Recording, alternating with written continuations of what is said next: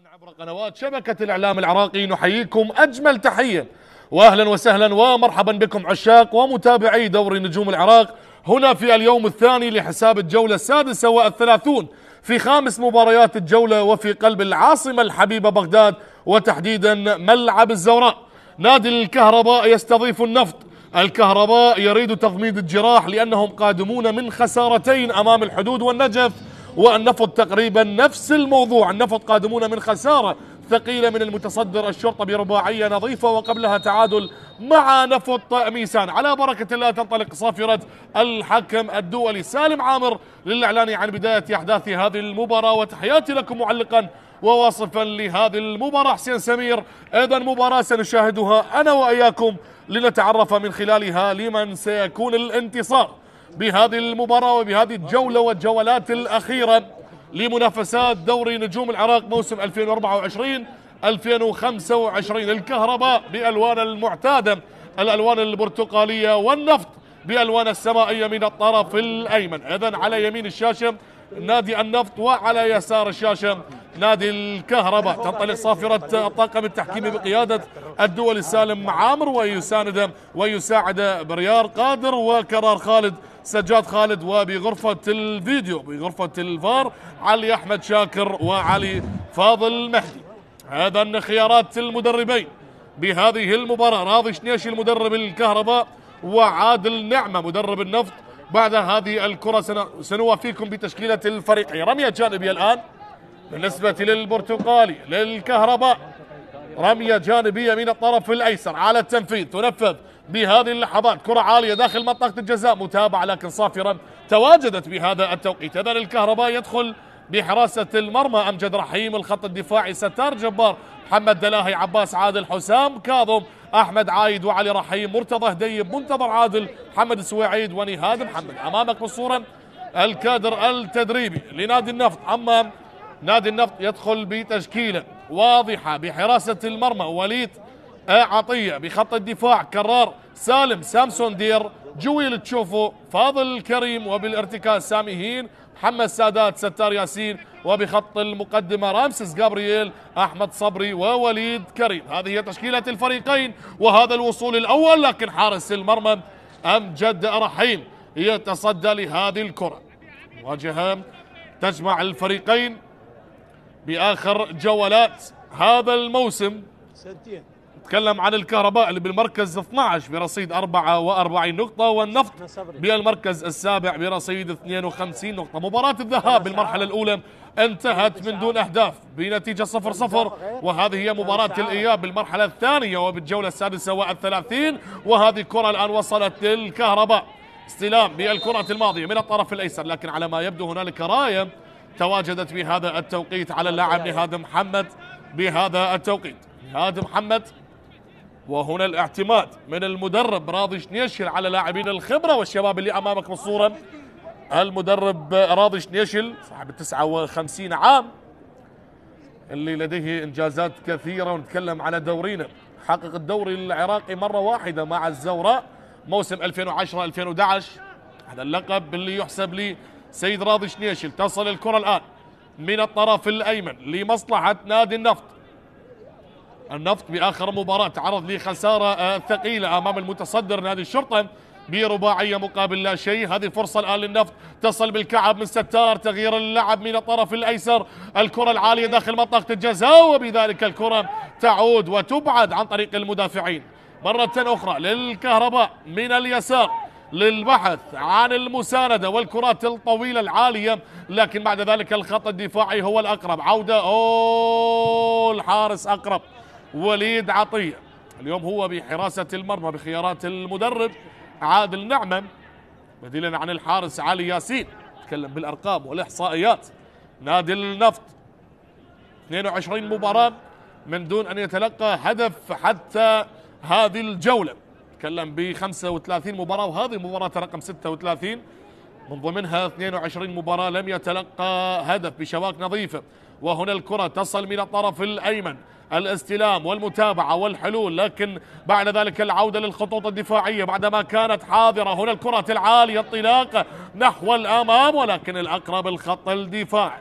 بالنسبة للنفط بعدما كانت عن طريق اللاعب فاضل كريم عالية الكرة، بعد ذلك تصل لمصلحة فريق الكهرباء، يريدون الفريقين السيطرة والدخول بعمق اللقاء بصورة أكبر. بعدما ذلك تصل الكرة للحارس أمجد رحيم بكرة عالية تصل الآن من الطرف الأيسر، السرعة الحاضرة لكن بمفردة محاصر أكثر من 3 لاعبين. هنا صافرة تواجدت والمخالفة على ما يبدو أول راية.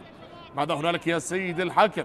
دولي سالم معامر اللي أمامك بالصورة هو اللي يقود مجريات هذه المباراة بابتسامة حاضرا للسيطرة وتهدئة الأوضاع بهذه المباراة. نشاهدها بالإعادة، هذه كرة الحارس أمجد رحيم، لكن هنا اعتبر متسللا بالكرة الماضية. أيضا هنا تدخل والمخالفة اللي تواجدت بهذه اللحظات. كرة تصل الآن، تدخل اللي كان عن طريق اللاعب منتظر عادل. تصل الآن الكرة من الطرف الأيسر، استعادة بعد ذلك بنفس التوقيت بهذا اليوم الثاني لحساب الجولة 36 تقام هذه المباراة ما بين الكهرباء والنفط، وبالجانب المقابل بتوقيت ذات القوة الجوية بمواجهة أربيل. أيضا ستار ياسين مستلقي على أرضية الملعب وينهض من أجل المتابعة. نشوفها بالإعادة، تدخل الحاضر باللقطة الماضية عن طريق اللاعب مرتضى هديب برقم 18. تصل الآن لحراسة المرمى وليد عطية، تغيير اللعب لجويل تشوفو اللاعب الكاميروني اللي سبق واللعب لنادي كربلاء. وبالحديث عن نادي كربلاء هبط رسميا في الليلة الماضية بعد الخسارة أمام نوروز بنتيجة 1-0. العميد الكربلائي يودع منافسات دوري نجوم العراق ويعود إلى الدور الممتاز مع تمنياتنا له بالموفقية وأن يصححون المسار والعودة بالموسم ما بعد المقبل لأضواء دوري نجوم العراق. العميد الكربلائي مع جماهيره يجب أن يكون حاضر، لكن تخبطات ونتائج لم تكن مرضية بهذا الموسم كلفتهم الهبوط إلى الدور الممتاز. ايضا لا زالت المنافسه ايضا ما بين الحدود ونفط البصره، والان قبل دقائق ولحظات نادي الديالى انتصر على القاسم ونوعا ما شبه ضمن تقريبا بقاء بدوري نجوم الاولى. ايضا المنافسه بالترتيب الاخير لتجنب الهبوط بالقاع والبقاء في الموسم القادم. هذه كره تصل من الطرف الايمن لفريق النفط، تنفذ بصورة سريعة، الدخول الآن لمنطقة الجزاء لكنها مرت إلى خارج الملعب. نتكلم عن هذا اللاعب وليد كريم، أقدم اللاعبين بنادي النفط. نتكلم عن وليد كريم اللي يمتلك برصيده 4 أهداف هذا الموسم، سجل بشباك نوروز وديالى وأربيل والحدود. وهذه كرة تصل الآن للخط الدفاعي للاعب ستار جبار، عملية تغيير اللعب، طلاقة نحو الأمام، يقف على كرة للبحث عن المساندة.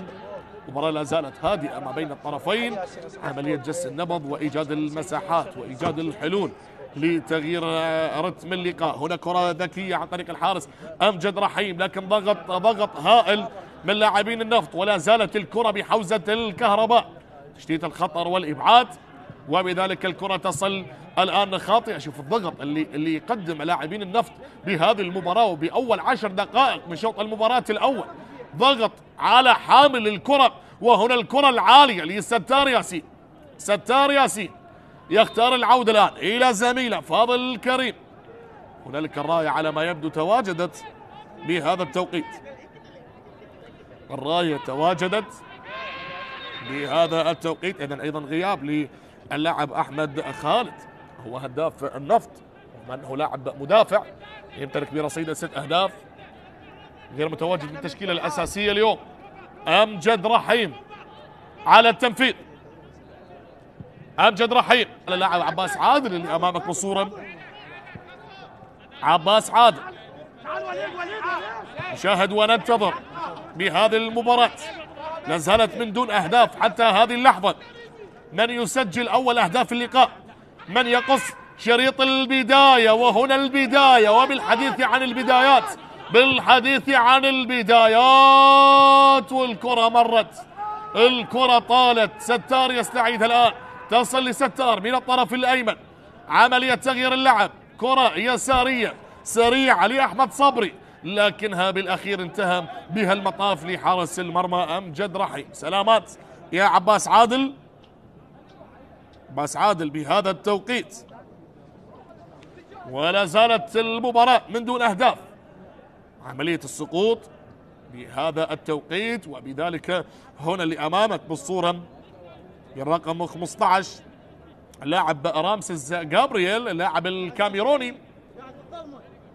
النفط، لديهم رامسيس جابرييل الكاميروني، وأيضا لديهم محمد السادات الغاني، سامي هين من بوركينا فاسو، وسامسون دير من نيجيريا، وجويل تشوبو كذلك كاميروني.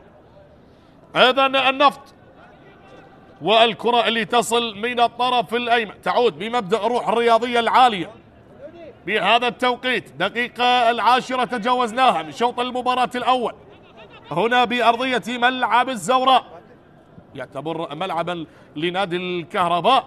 هذه الكرة اللي تحولت بهذا التوقيت، هذه خطيرة خطيرة للكهرباء، لكن فقد التوازن بالكرة الماضية اللاعب نهاد محمد، والكرة مرت إلى خارج الملعب. الكرة مرت، نهاد محمد يندب حظا بهذه الكرة، وبذلك تصل الآن عباس عادل على التنفيذ. أمامك بالصورة المدرب عادل نعمة، والكرة على التنفيذ تنفذ للكهرباء. اصطدت مرة أخرى لكنها غادرت إلى خارج الملعب. غادرت هذه الكرة، أجواء لا زالت ما بين الفريقين، لا زلنا بأول دقائق اللقاء بعدما تغير توقيت المباريات اليوم بسبب الدرجات الحرارة العالية لإعطاء الفرصة أيضا للاعبين أن يلعبون بأوقات متأخرة. هذه المباراة كان من المقرر أن تقام في الساعة 8:30، لكن تم تغيير الموعد لتصبح بالساعة 9:30. أيضا محمد سادات هذا اللاعب الغاني اللي أمامك بالصورة، حضور أيضا لهؤلاء الصغار، لهؤلاء البراءة والجمال الحاضر بملعب الزوراء. والضربة الركنية الآن أحمد عايد على التنفيذ. أحمد عايد كرة عالية داخل منطقة الجزاء، الرأسية الآن لا زالت قائمة، والإبعاد عن طريق أحمد صبري بهذه الكرة تصل من الطرف الأيسر للكهرباء.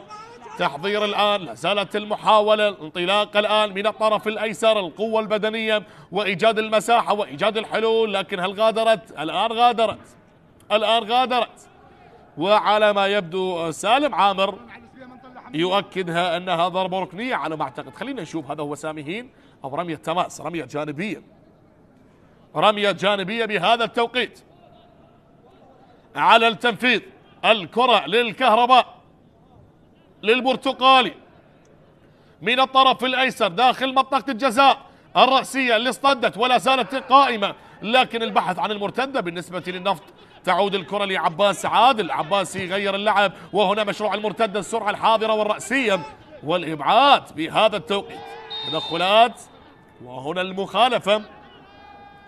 اللاعب فاضل الكريم اللي أمامك بالصورة اللي سبق اللاعب لنفط ميسان وللديوانية، ثاني موسم مع النفط. هنا حديث أيضا من القائد، تدخل على اللاعب عباس عادل بهذا التوقيت، مخالفة أكدها حكم اللقاء. سنشاهد، سنترقب حتى اللحظة المستويات متقاربة ما بين النفط والكهرباء، لا زال الهدوء حاضر والنتائج غائبا. نتكلم عن النتائج، هي لا زالت سلبية من دون أهداف. هذه كرة تصل الآن بعدما نفذت عن طريق اللاعب ستار جبار، تصل من الطرف الأيسر حسام كاظم، وتغيير اللعب الآن. ستار جبار يختار العودة لحارس أمجد رحيم اللي سبق وأن مثل نفط ميسان، وهذه الكرة مرت إلى خارج الملعب. حديث الآن ما بين اللاعب فاضل كريم وحكم اللقاء. بطاقة صفراء أولى بالمباراة على اللاعب فاضل كريم بهذا التوقيت. فاضل كريم يؤكد بعد هذا التدخل، أو سالم عامر يؤكد البطاقة الصفراء بعد التدخل على اللاعب عباس عادل، وبذلك أول بطاقات اللقاء تظهر بوجه اللاعب فاضل كريم. نشاهد الآن هذه الكرة العالية تصل لمصلحة الكهرباء صافرة، يؤكدها مرة أخرى سالم عامر. المباراة لا زالت من دون أهداف، ودخلنا بالربع ساعة الأولى من عمر اللقاء. تصل الكرة الآن بمنتصف الملعب. النفط يريد الاستحواذ والسيطرة على اللعب. تصل الآن للكرة للاعب فاضل كريم، اختار العودة للخط الدفاع مرة أخرى. تبادل للتمريرات عن طريق اللاعب جويل تشوفو اللي يتركها لزميله سامسون دير. سامسون دير والعودة الآن للخط الدفاعي. ستار ياسين المتراجع لبناء اللعب، أيضا اللاعب محمد سادات اللاعب الغاني. وهذه كرة لستار من الطرف الأيمن. رامسيس جابرييل يحاول، ومرور جميل. رامسيس تمريرة ذكية جميلة. ستار، وبعد ذلك الكرة إلى ضربة ركنية الآن. ضربة ركنية الآن. حديث ما بين اللاعبين، هذا هو علي رحيم. والكرة إلى ضربة ركنية. رامسيس جابرييل اللاعب الكاميروني على التنفيذ. رامسيس جابرييل. رامسيس يبحث عن المساندة أو يبحث عن الكرة العالية داخل منطقة الجزاء. هذه عالية الكرة واصطدت بعد ذلك، ولا زالت قائمة من الطرف الأيسر. هنا نتكلم بالأرقام والإحصائيات. نادي الكهرباء اللي يحاول تضميد الجراح بهذه المباراة، قدمونا من خسارتين أمام الحدود والنجف. وهنا في مباراة الذهاب، مباراة الذهاب بين الفريقين أيضا انتهت من دون أهداف. وبالحديث عن المباريات اللي تنتهي من دون أهداف بنتيجة 0-0، من الأرقام المميزة لنادي النفط هذا الموسم 10 مباريات انتهت بالتعادل من دون أهداف. تخيل، من ضمن 13 مباراة تعادل فيها نادي النفط 10 منها انتهت من دون أهداف. 0-0 بهذه المباراة. حديث لا زال، وهذا بالرقم 32 بالنسبة لنادي الكهرباء. اللاعب محمد السواعيد اللاعب الموريتاني. محمد السواعيد يمتلك برصيد هدفين هذا الموسم، سجل بمرمى أربيل والكرخ. عندما تكلمنا عن النتائج والتعادلات، يعني فريق النفط دائما خط دفاع وحراسة ممتازين. 10 مباريات انتهت من دون أهداف، ومن أصل 13 مباراة. أيضا نتكلم بالشباك النظيفة، 22 مباراة شباكهم نظيفة. هذا الموسم سجل النفط 25 هدف واستقبل 23 هدف. كرة تصل من الطرف الأيسر الآن. صراع بدني حاضر، والأقرب محمد سادات اللاعب الغاني إلى رامسيس جابرييل. تبادل للكرات، والأقرب الآن سامسون دير النيجيري. سامسون دير اللاعب النيجيري من نيجيريا. وهذه كرة لأحمد صبري داخل منطقة الجزاء، يتحصل على ضربة ركنية، ولكن على ما أعتقد تعرض لبعض الانزعاجات على مستوى الكاحل، لذلك ترك الكرة تغادر إلى خارج الملعب. سلامات لأحمد صبري، ثاني هدافين النفط هذا الموسم برصيد 5 أهداف، سجل بمرمى النجف ونفط البصرة والحدود والميناء والكرخ برصيد 5 أهداف هذا الموسم. ثاني هدافين النفط، وأيضا بنفس الرصيد اللاعب الكاميروني رامسيس جابرييل أيضا مسجل 5 أهداف. هذه كرة تنفذ الآن، الضربة ركنية تنفذ عالية داخل منطقة الجزاء، والكرة اصطدت ولا زالت قائمة بالنسبة للنفط. تسديدة ولكنها اصطدت ولا زالت قائمة. الله الله الله الله على الفكرة، والكرة المقصية الخلفية عن طريق اللاعب النيجيري سامسون دير. سامسون اللي أمامك بالصورة، والكرة شوفها بالإعادة، دربكة دفاعية حضرت هنا تسديدة عن طريق محمد سادات لكنها لم تصل، والكرة الخلفية الباكورد كما يسمونها. هنا التمريرة من الطرف الأيسر، طلاقة نحو الأمام، عالية الكرة، سهلة سهلة هذه للحارس وليد عطية. حارس وليد عطية علي ياسين غائب اليوم، صاحب 20 كلين شيت، 20 مباراة، رقم جدا مميز لحارس مرمى النفط. كرة من الطرف الأيمن، تكلمنا عن 22 مباراة انتهت من دون أن يستقبل النفط ولا هدف، من خلالها 20 مباراة كان حارسا أساسيا علي ياسين، ومباراتين الحارس وليد عطية. كرة من الطرف الأيمن الآن أو من الجهة اليمنى بالنسبة للنفط، مباراة تحتاج إلى هدف لتتحرك معها أجواء اللقاء بالكامل، مباراة هادئة ويحتضنها ملعب الزوراء بهذه الأمسية بثاني أو باليوم الثاني لحساب الجولة السادسة والثلاثين. دخلنا بالدقيقة 20، المباراة لا زالت من دون أهداف. عملية الضغط حارس وليد عطية، وليد تغيير اللاعب الآن على اليسار لمصلحة اللاعب محمد سادات، اللاعب الغاني يلعب كرة عالية سريعة، لكن أمجد رحيم هو الأقرب لهذه الكرة. أمجد رحيم، التمريرة السريعة الآن تصل من الطرف الأيسر، السرعة الآن حرب وسباق السرعة، نتكلم من الجانب البدني، لكن يخسرها اللاعب منتظر عادل بهذا التوقيت، منتظر يخسرها. ستار ياسين الآن تبادل للتمريرات، وتعود مرة أخرى للنفط بمنتصف الملعب، إيجاد المساحة على اليسار. فاضل الكريم، تغيير اللعب، أحمد صبري، لكنها بعيدة على أحمد صبري، لا زالت المحاولة قائمة. أحمد صبري لستار، ستار ياسين داخل منطقة الجزاء، والتشتيت الخطر، تشتيت الخطر وإلى خارج الملعب. تدخل فيها اللاعب محمد دلاهي، اللاعب الموريتاني اللي سبق وأن مثل نادي الحدود. محمد دلاهي الموريتاني، كرة مرت، اسمع عند بعض التشابه على مستوى الأسماء، لاعب نادي نوروز محمد دلاور، وهذا محمد دلاهي ليس دلاور. الكرة تصل الآن إلى خارج الملعب، توجيهات أيضا حاضرا. أمامك بالصورة المدرب راضي شنيشي، المدرب نادي الكهرباء، اللي يحمل بعض العتب على بعض اللاعبين فريقا، بالأخص بعد الخسارة الأخيرة أمام الحدود.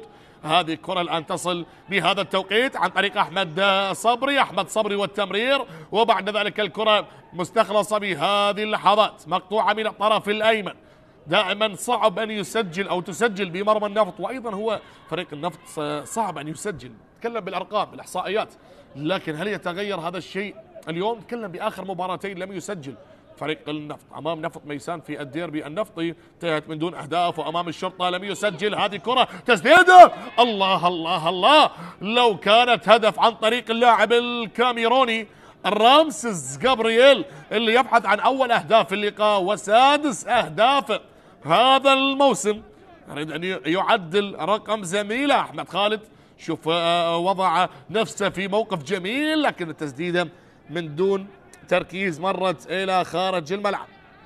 مرت هذه الكرة اليسارية، وبذلك الكرة تصل الآن حارس المرمى وليد عطية، يقف على كرته وعملية تهدئة الأوضاع والسيطرة على اللعب. نتكلم عن الفريقين وعن ما ضمنوا البقاء للموسم القادم، لكن النفط بالمركز السابع، ونتكلم عن النفط اللي أنهى الموسم السابق بالمركز 11 برصيد 46 نقطة، لكن هذا الموسم يقدم أداء أفضل، والمدرب عادل النعمة قدم الإضافة الواضحة للفريق. سلامات فاضل الكريم، والصراعات البدنية نشوفها بالإعادة. هنا تدخل على اللاعب عباس عادل، المرة الأولى تحصل من خلالها فاضل الكريم على بطاقة صفراء، وهذا التدخل الثاني يجب أن يكون حذر اللاعب فاضل الكريم. سلامات لعباس عادل، وهنا الحديث الحاضر ما بين اللاعبين، متواجدين أيضا كوادر الإعلامية أو بعض العاشقين أيضا على التنفيذ الآن. هذا هو الحارس أمجد رحيم بهذه اللحظات، أمجد رحيم يلعب كرة سريعة بهذا التوقيت، تصل من الطرف الأيمن عن طريق اللاعب رامسيس جابرييل، رامسيس يخسر الكرة لكنه يستعيدها، وعلى ما يبدو معها صافرة من الدول لسالم عامر يؤكد مخالفة لمصلحة اللاعب منتظر عادل لاعب نادي الكهرباء. هذا هو رامسيس، نوعا ما اليوم بالفورمة لكن يحتاج للتركيز بالاخص بالهجمات بعملية الانهاء. وهذه الكرة الان تنفذ بصورة سريعة من الطرف الايسر، استعادة عن طريق اللاعب سامي هين من بوركينا فاسو. تنفذ الكرة، لا زالت قائمة للنفط، هذه محاولة للنفط، هل يسجل من خلالها أول أهداف اللقاء؟ أحمد صبري يحاول ويبحث عن المساحة، تمريرة تصل سريعة بهذا التوقيت. أحمد صبري لا زال داخل منطقة الجزاء، محاول، الله الله، تكمل الفرصة، وهذه التصويبة، الله الله الله، لكن اعتلت وبذلك مرت إلى خارج الملعب. أخطر فرصة باللقاء ووصول خطير، لكن جويل شوفها بالإعادة، من بدأها أحمد صبري، تمريرة ذكية، شوف التمويه الجميل من وليد كريم ورامسيس جابرييل. هي كرة لزميله سامي هين، والتسديدة اللي مرت عن طريق اللاعب أحمد صبري، تمرير أو تسديدة مرت عن طريق اللاعب أحمد صبري، وهنا يندب حظه على هذه الفرصة اللي ضاعت، وبذلك تصل لستار ياسين. بدأت تظهر الهجمات، وبدأت تصل الهجمات الخطيرة بهذه المباراة. نعم، مباراة من دون جماهير، ملعب الزوراء، لكن لا زالت الأجواء نوعا ما رائعة ما بين الفريقين، لكن شوط أول حتى هذه اللحظة يعتبر متوسطا على مستوى الأداء. هجمة واحدة شاهدناها في الدقيقة 26 اللي هي قبل ثواني قليلة، ولا زال الفريقين يطمحون بأن يقدمون مباراة كبيرة تليق باسم الفريقين. نتكلم عن النفط اللي تأسس في سنة 1979، والكهرباء اللي تأسس بسنة 2001. لقطة الآن جميلة ما بين اللاعبين، نهاد محمد ولاعب النفط،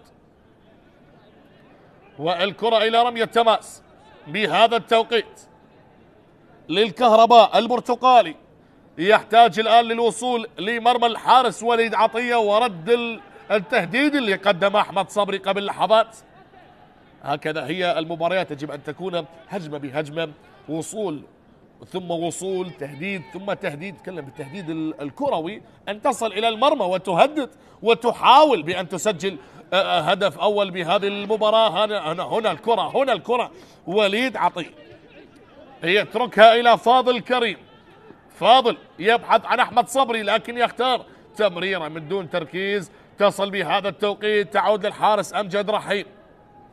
قريبين من الدخول بالنصف ساعة الأولى من شوط المباراة الأول، ولا زالت الأهداف غائبة بهذه المباراة. تصل الآن هذه الكرة بعدما كانت للخطوط الدفاعية وعالية الكرة، هل فيها راية أو لا؟ لكن الأقرب وليد عطية. يوجد لاعب مستلقي على أرضية الملعب على ما يبدو. هنالك الراية أيضا تواجدت على المهاجم منتظر عادل. سلامات للاعب النفط اللي يشكو من إصابة، اللاعب جويل تشوفو، اللاعب الكاميروني. هذه الكهرباء فبالإعادة هنا تدخل.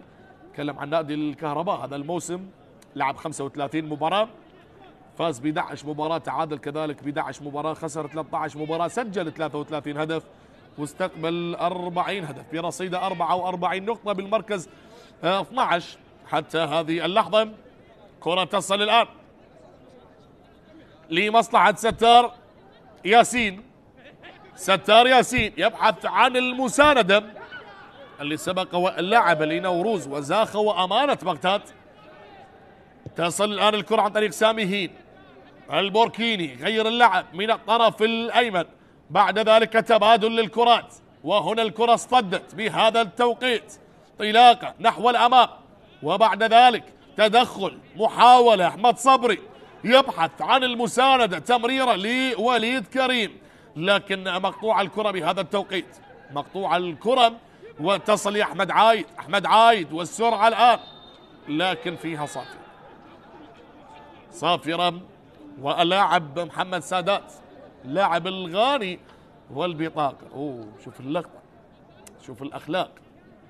يعتذر عن التدخل، لكن بالأخير ظهرت البطاقة الصفراء.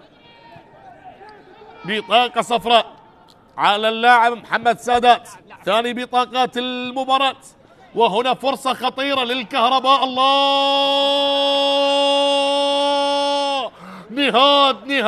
نهاد محمد يسجل للكهرباء. يا ساتر من هذا التيار، صاعقة لا تصد ولا ترد، والصعقة الكهربائية تصل ويتوقف الجميع. الأضواء اشتعلت والأنوار تضيء كل مكان. هدف أول للكهرباء بالدقيقة 30. نهاد محمد هداف الفريق يصل لهدف الثامن هذا الموسم ويسجل أول أهداف اللقاء. شوفها بالإعادة، شوفها بالإعادة، الكرة العالية اللي وصلت لعباس عادل اللي قدم تمريرة على طبق من ذهب، وبذلك أول أهداف اللقاء. إلا إذا كان متسللا عباس عادل، إلا إذا، خلينا نتأكد. يوجد هنالك تشيكينج جول، تقنية الفيديو، وهنا الانطلاق. الهدف أيضا يحسب نعم لنهاد محمد، لكن المجهود الأكبر اللي قدمه عباس عادل بالطرف الأيمن وقدم كرة على طبق من ذهب. ننتظر الآن نهاد محمد يصل لهدف الثامن إذا احتسب هذا الهدف، وبذلك النتيجة أصبحت هدف مقابل لا شيء. هذا هو محمد سادات لاعب الغاني اللي تعرض لبطاقة صفراء قبل ثواني. ونهاد هدف صحيح، هدف صحيح على ما يبدو. استمعنا إلى الصافر. نعم هدف صحيح.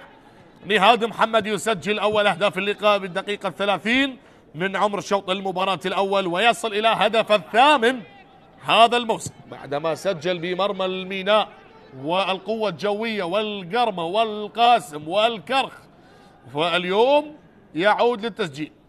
أيضا نتكلم عن نهاد محمد، سجل في شباك الميناء 3 أهداف مع إضاعة ركلة جزاء أمام الميناء. هذه فرصة الآن لا زالت قائمة، والنفط الآن سيحاول بكل الطرق لتسجيل هدف التعادل. أما الكهرباء لتصحيح المسار، وها هنا التدخل بهذه اللقطة. سلامات تدخل عن طريق اللاعب كرار سالم على نهاد محمد صاحب الهدف الوحيد حتى اللحظة بهذه المباراة. نادي الكهرباء هذا الموسم فاز على الميناء ذهابا وإيابا 2-1 و2-0، فاز على دهوك 1-0 وعلى أربيل 3-1، وأيضا فاز على القاسم 2-1. تكلم عن الخسائر، خسر من زاخو 3-0 ومن أربيل 4-3، وأيضا من التعادلات تكلمنا عن تعادلات فريق الكهرباء، تعادل مع الجوية 2-2 مع كربلاء وديالى والقرمة بنفس النتيجة 1-1.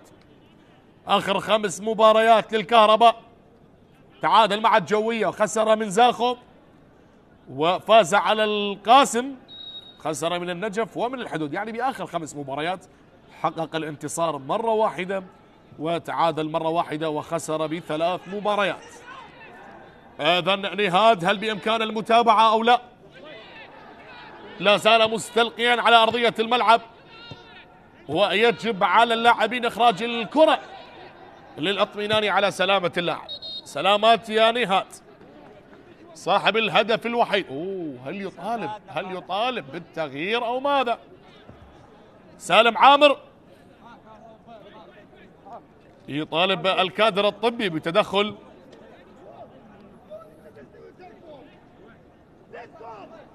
سلامات يا نهاد.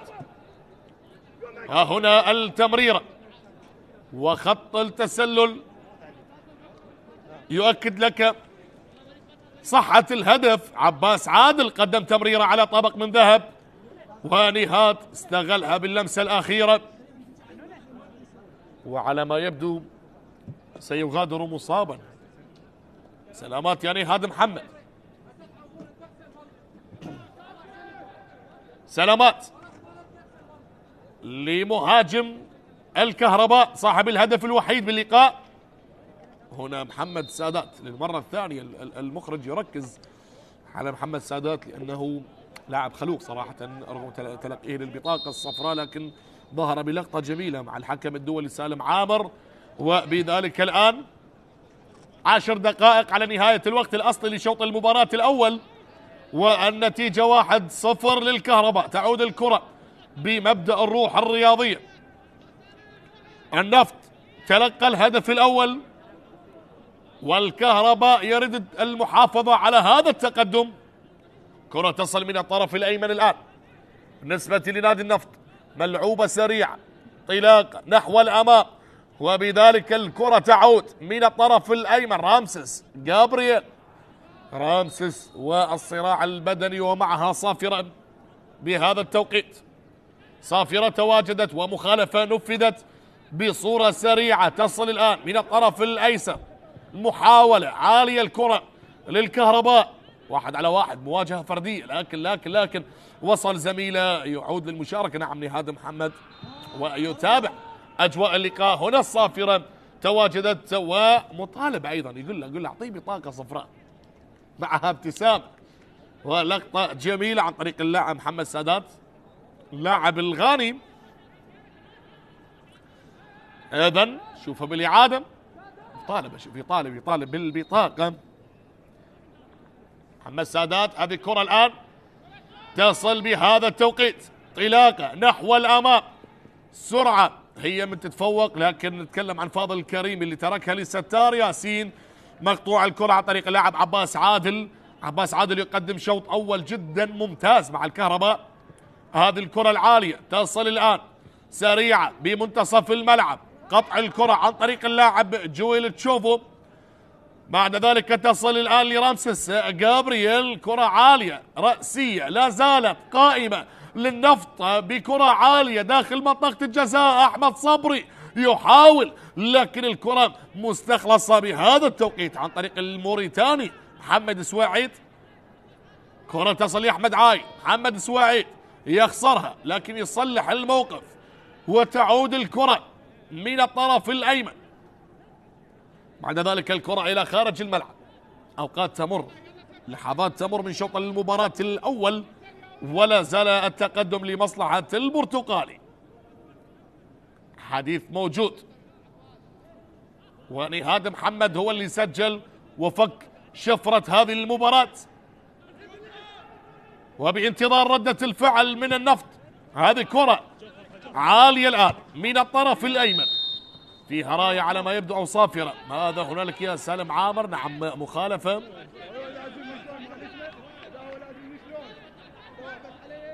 وحديث ما بين نهاد محمد وسالم عامر، وبالأخير الكرة تصل لمصلحة فريق النفط.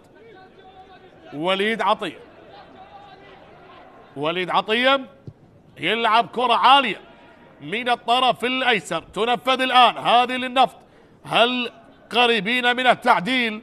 لحد هذه اللحظة الحلول الهجومية غائبة بالنسبة للنفط، واللي يتحرك أكثر لاعب يتحرك بالخطوط الهجومية هو أحمد صبري. إذن راضي شنيشل، هل راضيا بهذا الهدف أو يريد المزيد؟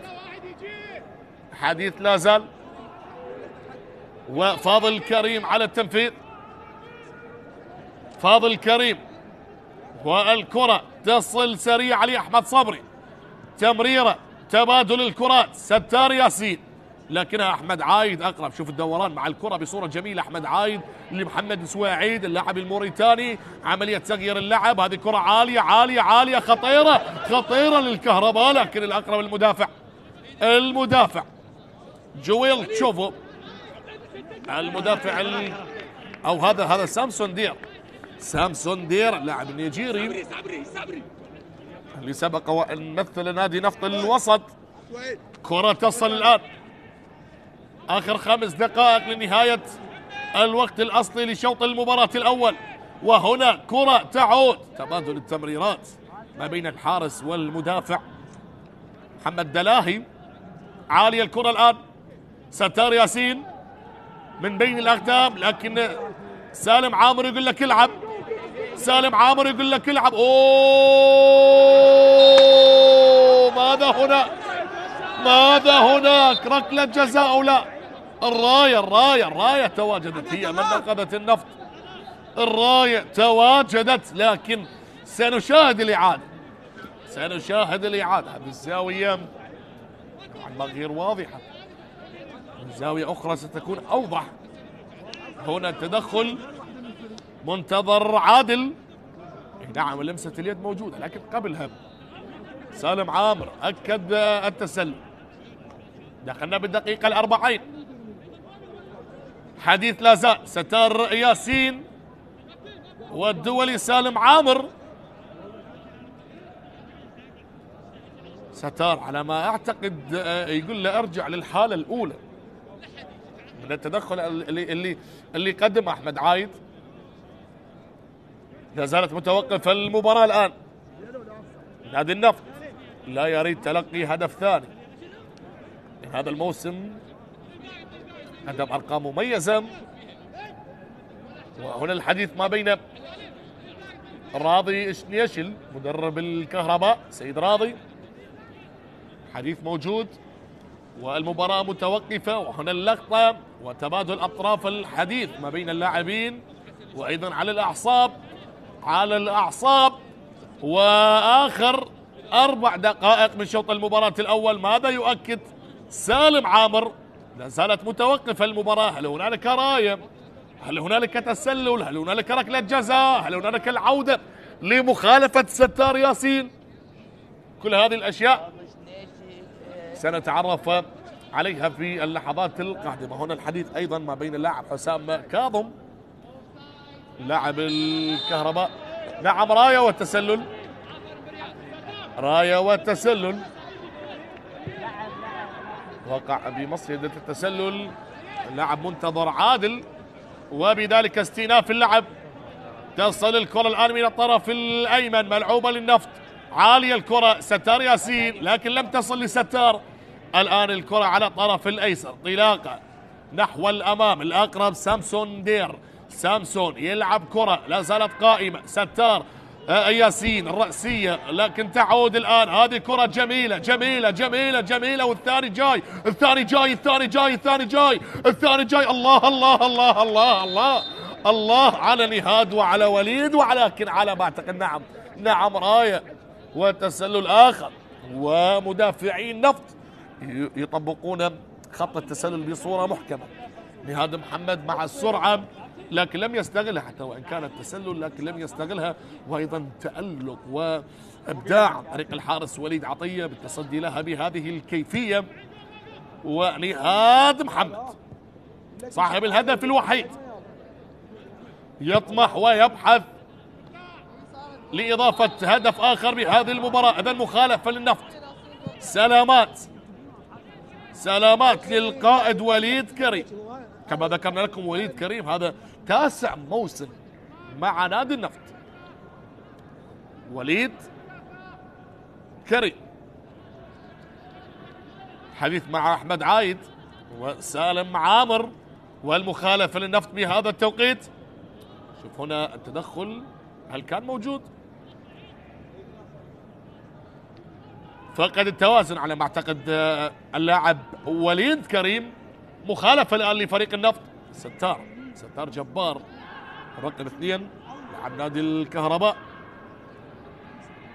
ستار جبار اللي سبق وأن مثل النجف ونفط ميسان. أيضا المخالفة للنفط بآخر لحظات شوط المباراة الأول، والتقدم لا زال لمصلحة الكهرباء. هذا هو الحارس أمجد رحيم اللي يعطي التوجيهات. من سينفذ هذه الركلة الحرة المباشرة؟ ستار ياسين أو زميله؟ لننتظر من سينفذ هذه الكرة. ستار ياسين أو زميله فاضل؟ ستار والحارس أمجد رحيم يمسك كرته ويحاول أيضا استغلال بعض الأوقات والسيطرة على مجريات اللعب.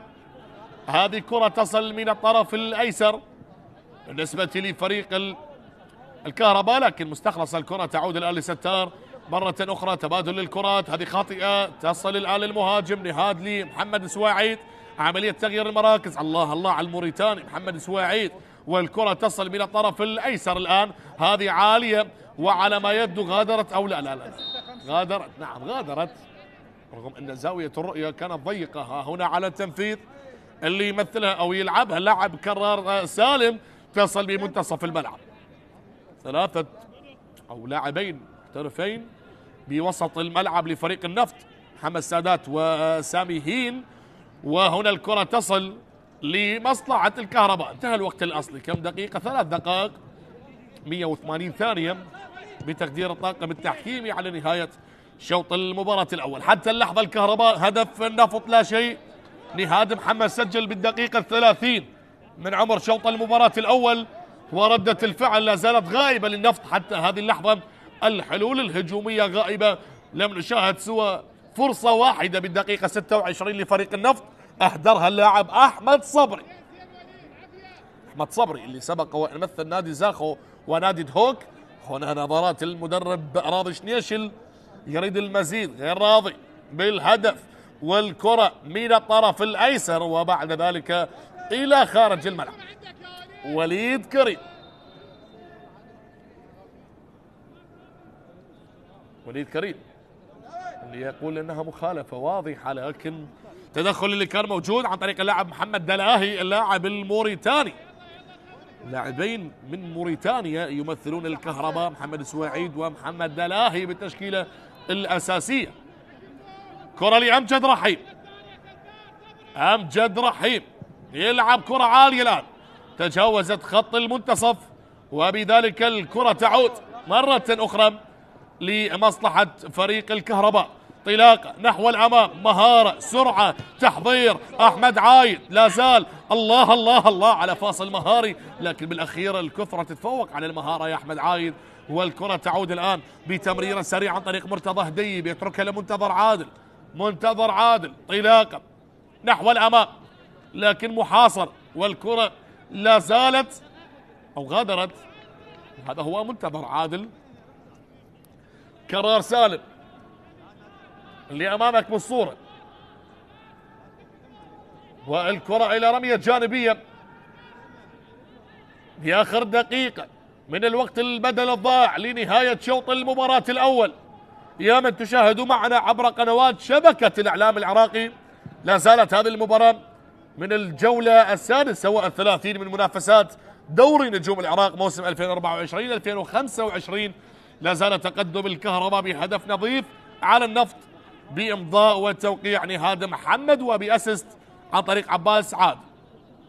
تنفذ الكرة الآن من الطرف الأيسر، انطلاقة نحو الأمام. الأقرب المدافع جويل تشوفو، المدافع الكاميروني اللي يلعب كرة عالية من الطرف الأيمن. بذلك الكرة لمصلحة الكهرباء أو للنفط. اتضح بأنها لفريق النفط. آخر هجمة بشوط المباراة الأول. تصل الكرة الآن وانطلاقة، عملية قطع الكرة ومعها صافرة لنهاية شوط المباراة الأول. تنتهي دقائق شوط المباراة الأول بتقدم الكهرباء بهدف نظيف سجل نهاد محمد. النفط لا شيء. ماذا سيقدم المدرب عادل نعمة بالشوط الثاني، وماذا سيفعل راضي شنيشل للمحافظة على هذا التقدم؟ مشاهدينا متابعينا لا تذهبوا بعيدا، سنذهب باستراحة قصيرة وثم العودة بمجريات شوط المباراة الثاني.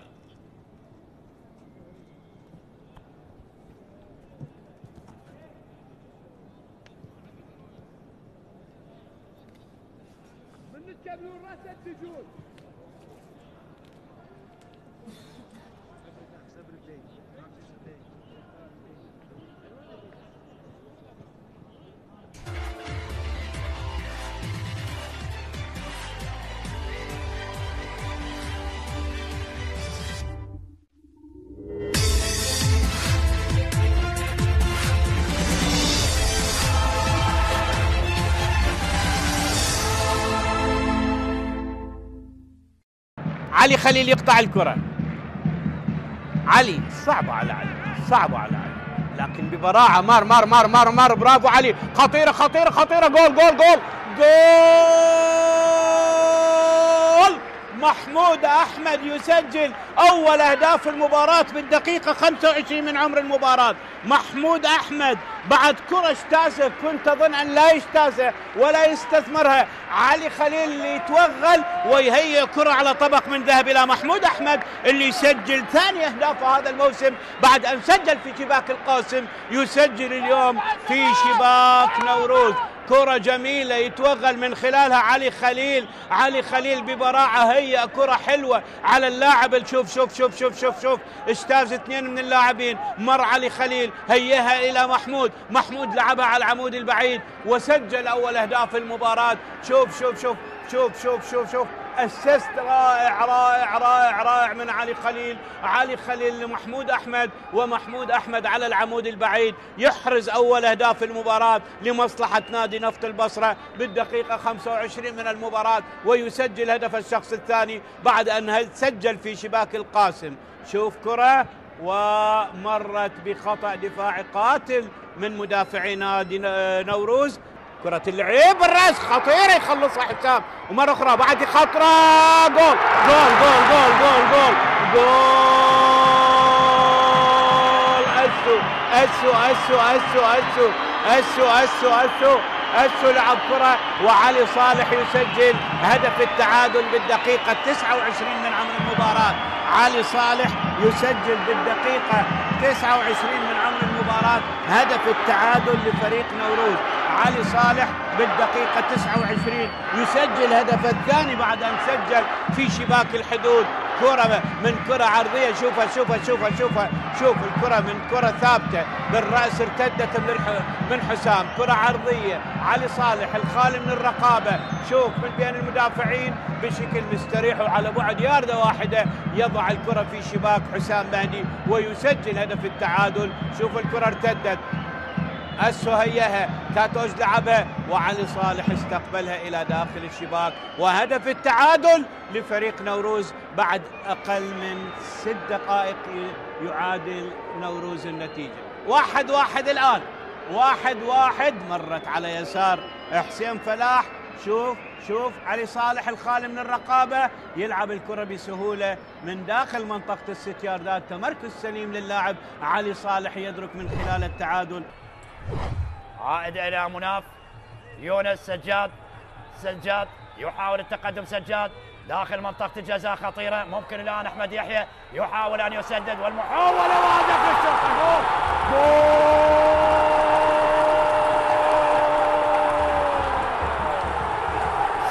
صمد ديالا كثيرا وجاء الهدف أخيرا.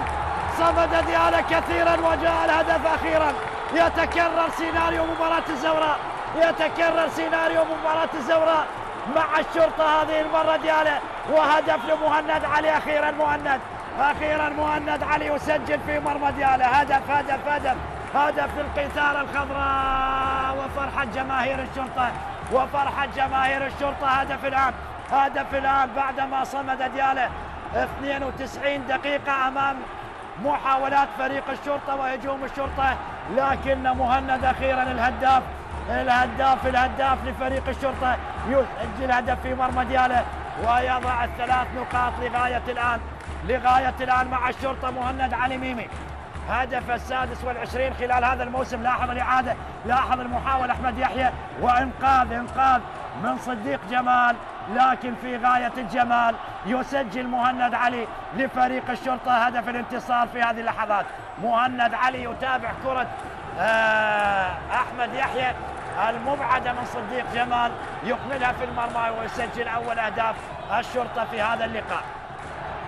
ديالا والصمود أمام محاولات الشرطة، لكن أخيرا مهند علي يسجل ويفرح جماهير الشرطة، ويتوجه لجماهير الشرطة ليعلن عن الأفراح على المدرجات لجماهير الشرطة في هذه المباراة. إذا مهند علي ذهابا وإيابا يسجل في مرمى ديالا، ورابع أهدافه خلال هذا الموسم في مرمى ديالا. عن الخطورة ومصدرها، هو مصدر الخطورة. هنا التمريرة الجميلة، يحاول يونس. جول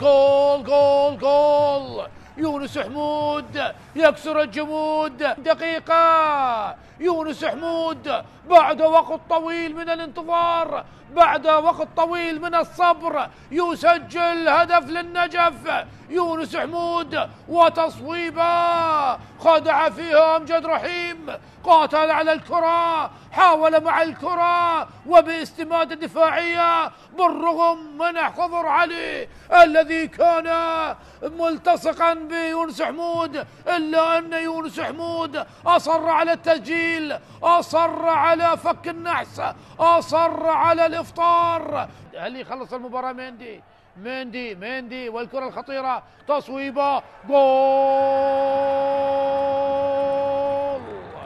المدفع السنغالي خلاص يقضي على آمال البرتقالي ويسجل هدف ثاني من دومينيك مندي. استلم الكرة من المنتصف، مر وتقدم وصوب، وأمجد رحيم لم ينجح بتصدي لهذه الكرة، لم ينجح بالتعامل الصحيح مع هذه الكرة. خطأ قاتل من أمجد رحيم يقتل فيها الكهرباء بعد تصويبة قوية من مندي، ومندي يضع النجف، يضع الغزلان بانتصار طال انتظاره من جماهير غزلان البادية. وشاهد الفرحة أحمد عبد الحسين وبنقله من المدافع جيفرسون باهية يلعبها، هذا التقدم، هذا الجول، هذا الجول، الله يا منتظر عبد الأمير يسجل أول أهداف المباراة هنا بملعب الساحر. تحلق صقور الغربية بأول أهداف المباراة. هتافات الصقور الغربية حلقت الصقور بهذا التقدم بخطأ نعم ارتكبه الحارس، كان متقدما مهدي هاشم. لا يا مهدي لا، بهذا التقدم كلفت فريقك هدف، كلفت فريقك هدف يا مهدي هاشم. وغلطة الشاطر ملف، وهنا غلطة الحارس تكلف هدف. جميلة لكيسيندا، كيسيندا يبحث كيسيندا العرضية العالية، هدف أول. الله الله الله، السفانة وأول الأهداف سفانة الجنوب. نحن الرياح ونحن البحر والسفن، هكذا يؤكد سفانة الجنوب. وبإمضاء من وبرأسية من؟ سالم أحمد اللي هدد بالبداية، والآن يؤكد تقدم الميناء برأسية جميلة مثالية باغتت حارس المرمى عبد العزيز عمار. 9 وسجل بالدقيقة 9 أيضا. هذه فرصة، هذه خطيرة للميناء. الله، جول للسفانة، هدف ثاني للسفانة. حميد علي هو بالدقيقة 40. شوف تبادل التمريرات، شوف علاء عبد الزهرة اللي قدم تمريرة ذكية على طبق من ذهب، والفينشنج اللي كان موجود، الانهاء رغم انها اصطدت بالحارس عبد العزيز عمار، لكن الكرة كانت مباغتة من بين الأقدام، وبذلك حميد علي يسجل ثاني أهداف الميناء. دخول ممتاز، كرة مباغتة صعبة على الحارس. شوف يحتفل. هنا كرة لكربلاء، هذه فرصة للعميد، هذا مرور جميل، هذا تسديده، وهذا هدف أول. الله، جول، وعن طريق الهداف. عفوا بالإعادة، هي بدأت من مشتاق طالب وتمريرة عن طريق أوس محمد والدخول والتصدي، لكن عبودي كما يحلو أن يسمونه، عبودي عبد القادر طارق يسجل هدف تقليص النتيجة. بهذه الأثناء تمكن من التصدي للأولى عبد سليم حماد، لكن بالثانية كانت صعبة، وبذلك عبد القادر طارق يسجل هدف أول لكربلاء. الفريق مر بظروف وضغوط وتغيير على مستوى المدربين، بدأوا بالقطري السيد وسام رزق، بعد ذلك الأمر تغير بانتداب السيد لؤي صلاح بن النادي السابق، ومن ثم علي عبد الجبار. الله، السهرات الجميلة تبدأ بالحلوى، والحلوى من العماني. تبدأ مباراة اليوم، تبدأ قمة اليوم من أجل كلمة الصقور، من أجل كلمة العريق. تأتي عن طريق من؟ عن طريق الصبحي ولا فوزي؟ من وضعها في الشباك؟ من أسكنها مرمى صالح؟ من سجل الهدف الأول؟ حوار وتوجيهات، مبادرة وهدف وانطلاقة كبيرة تأتي الآن. يبادرون مبكرا والمخرج لا زال عينه على فوزي في الكرة الأخيرة. لاحظنا الذي سجل هو الصبحي وليس عصام. الكرة عالية ورأسية عصام. الصبحي من سجل وليس فوزي. والبداية من العماني، الرأسية من العماني، عرضية إيسايا من نسر نيجيريا إلى ابن السلطنة، إلى من يبدأها بحلوة عمان. يأتي اليوم ويسجل هدف التقدم للقوة الجوية. في وسط الملعب تلعب باتجاه ويليام جيبور، يبحث عن زميل، يبحث عن من يصل. ويليام جيبور الليبيري، الله، هدف ثاني، هدف تأكيد الانتصار. ويليام جيبور وإن غاب لكن الحضور كبير، وإن لم يسجل لكنه لا يسجل إلا أهداف خارقة للعادة. هدف رائع جدا من ويليام جيبور من صقر العقاب، يسجل اليوم من أجل أن يعود فريق القوة الجوية، من أجل عودة الصقور. جيبور يقول كلمة أيضا، جيبور يسجل أول أهداف مع الصقور. هنا ويليام مر، هنا ويليام وصل، راح راح راح، ومصطفى رعد هنا راح مع هبوب الرياح. لاحظ هنا الكرة الأخيرة وصلت عالية باتجاه ويليام جيبور، لوحده مر، سدد كرة في أقصى الزاوية مع القائم. ما بال القائم الذي ساعد القوة الجوية في هدفين. كرة قوية جميلة من القائم الأيسر إلى المرمى، وصلت إلى هدف ثاني، وصلت إلى التأكيد. هنا الهدف، هنا الرائع والجميل والاحتفال الرهيب بالخبرة. سعد الآن يقف من أجل الثالث للصقور. سعد يتقدم على كرة الجول، الله، على سكة الموت، يسير الصقر ولا يبالي، تسير القوة ولا تبالي. من قال إن القوة الجوية ضاع، من قال إن القوة الجوية يمر بأيام صعبة، ها هي عودة الصقور، ها قد عادت القافلة، ها قد حلقوا مرة أخرى بالتاريخ والماضي والحاضر. وإن عصفت بهم الرياح فالرياح جزء من هوية هذا النادي. سعد بن علي عبد الجبار، وسعد ينفذ على طريقة الكبار. وفريق التاريخ يعود بثلاثية الآن على استاد التاريخ، وفي جوار قبر سيد التاريخ في بلاد رافدين، بجوار قبر عمو بابا، وأمام أنظار الأسترالي الجديد جراهام أرنولد بالحاضر القريب. سعد يسجل، وكرة تلعب إلى الأمام. ميسوكي، ميسوكي، ميسوكي، هل هو الرابع يا ميسوكي؟ هل هو الرابع يا ميسوكي؟ الله، أسد الكاميرون يضع البصمة على رباعية تاريخية. الآن سير الأسد، عانى سير الأسد. يأتي ميسوكي من بلاد الكاميرون ليسار في بغداد. الكرة من دون أوفسايد، في أوفسايد. عانك على حكم الفار، وحكم الفار سيؤكد بأن الهدف شرعي. ميسوكي وصالح هذه المرة لا مجال، لا محال. رباعية تاريخية. عادت الصقور، عادت إلى ثوبها القديم، ثوب الإبداع والتألق. أنت ترتدي ثوب العريق، أنت تسير برتبة النقيب، وهذا عليك اليوم أن تسجل الأهداف وتظهر في هذا الفريق. هنا الحكاية. يوسف بمواجهة فهد، ركلة الجزاء الآن. يوسف بن سودة يتقدم، الله، هدف لأربيل. هولير يتقدم الإمبراطور، وعن طريق التونسي هداف الفريق يوسف بن سودة يسجل أول أهداف المباراة ليتقدم من ركلة جزاء. القلعة الصفراء بأول الأهداف هنا في فرانسو حريري. يتقدم ويسدد بيساره على يسار حارس المرمى ليتقدم أربيل، ليسجل أربيل ويفتتح باب التسجيل في مرمى فهد طالب في مرمى الطلبة. هدف مقابل لا شيء الآن، هدف مقابل لا شيء الآن. فرحة سمير بابو بهذا الهدف، بهذا التقدم يصل. حسن عبد الكريم تمرير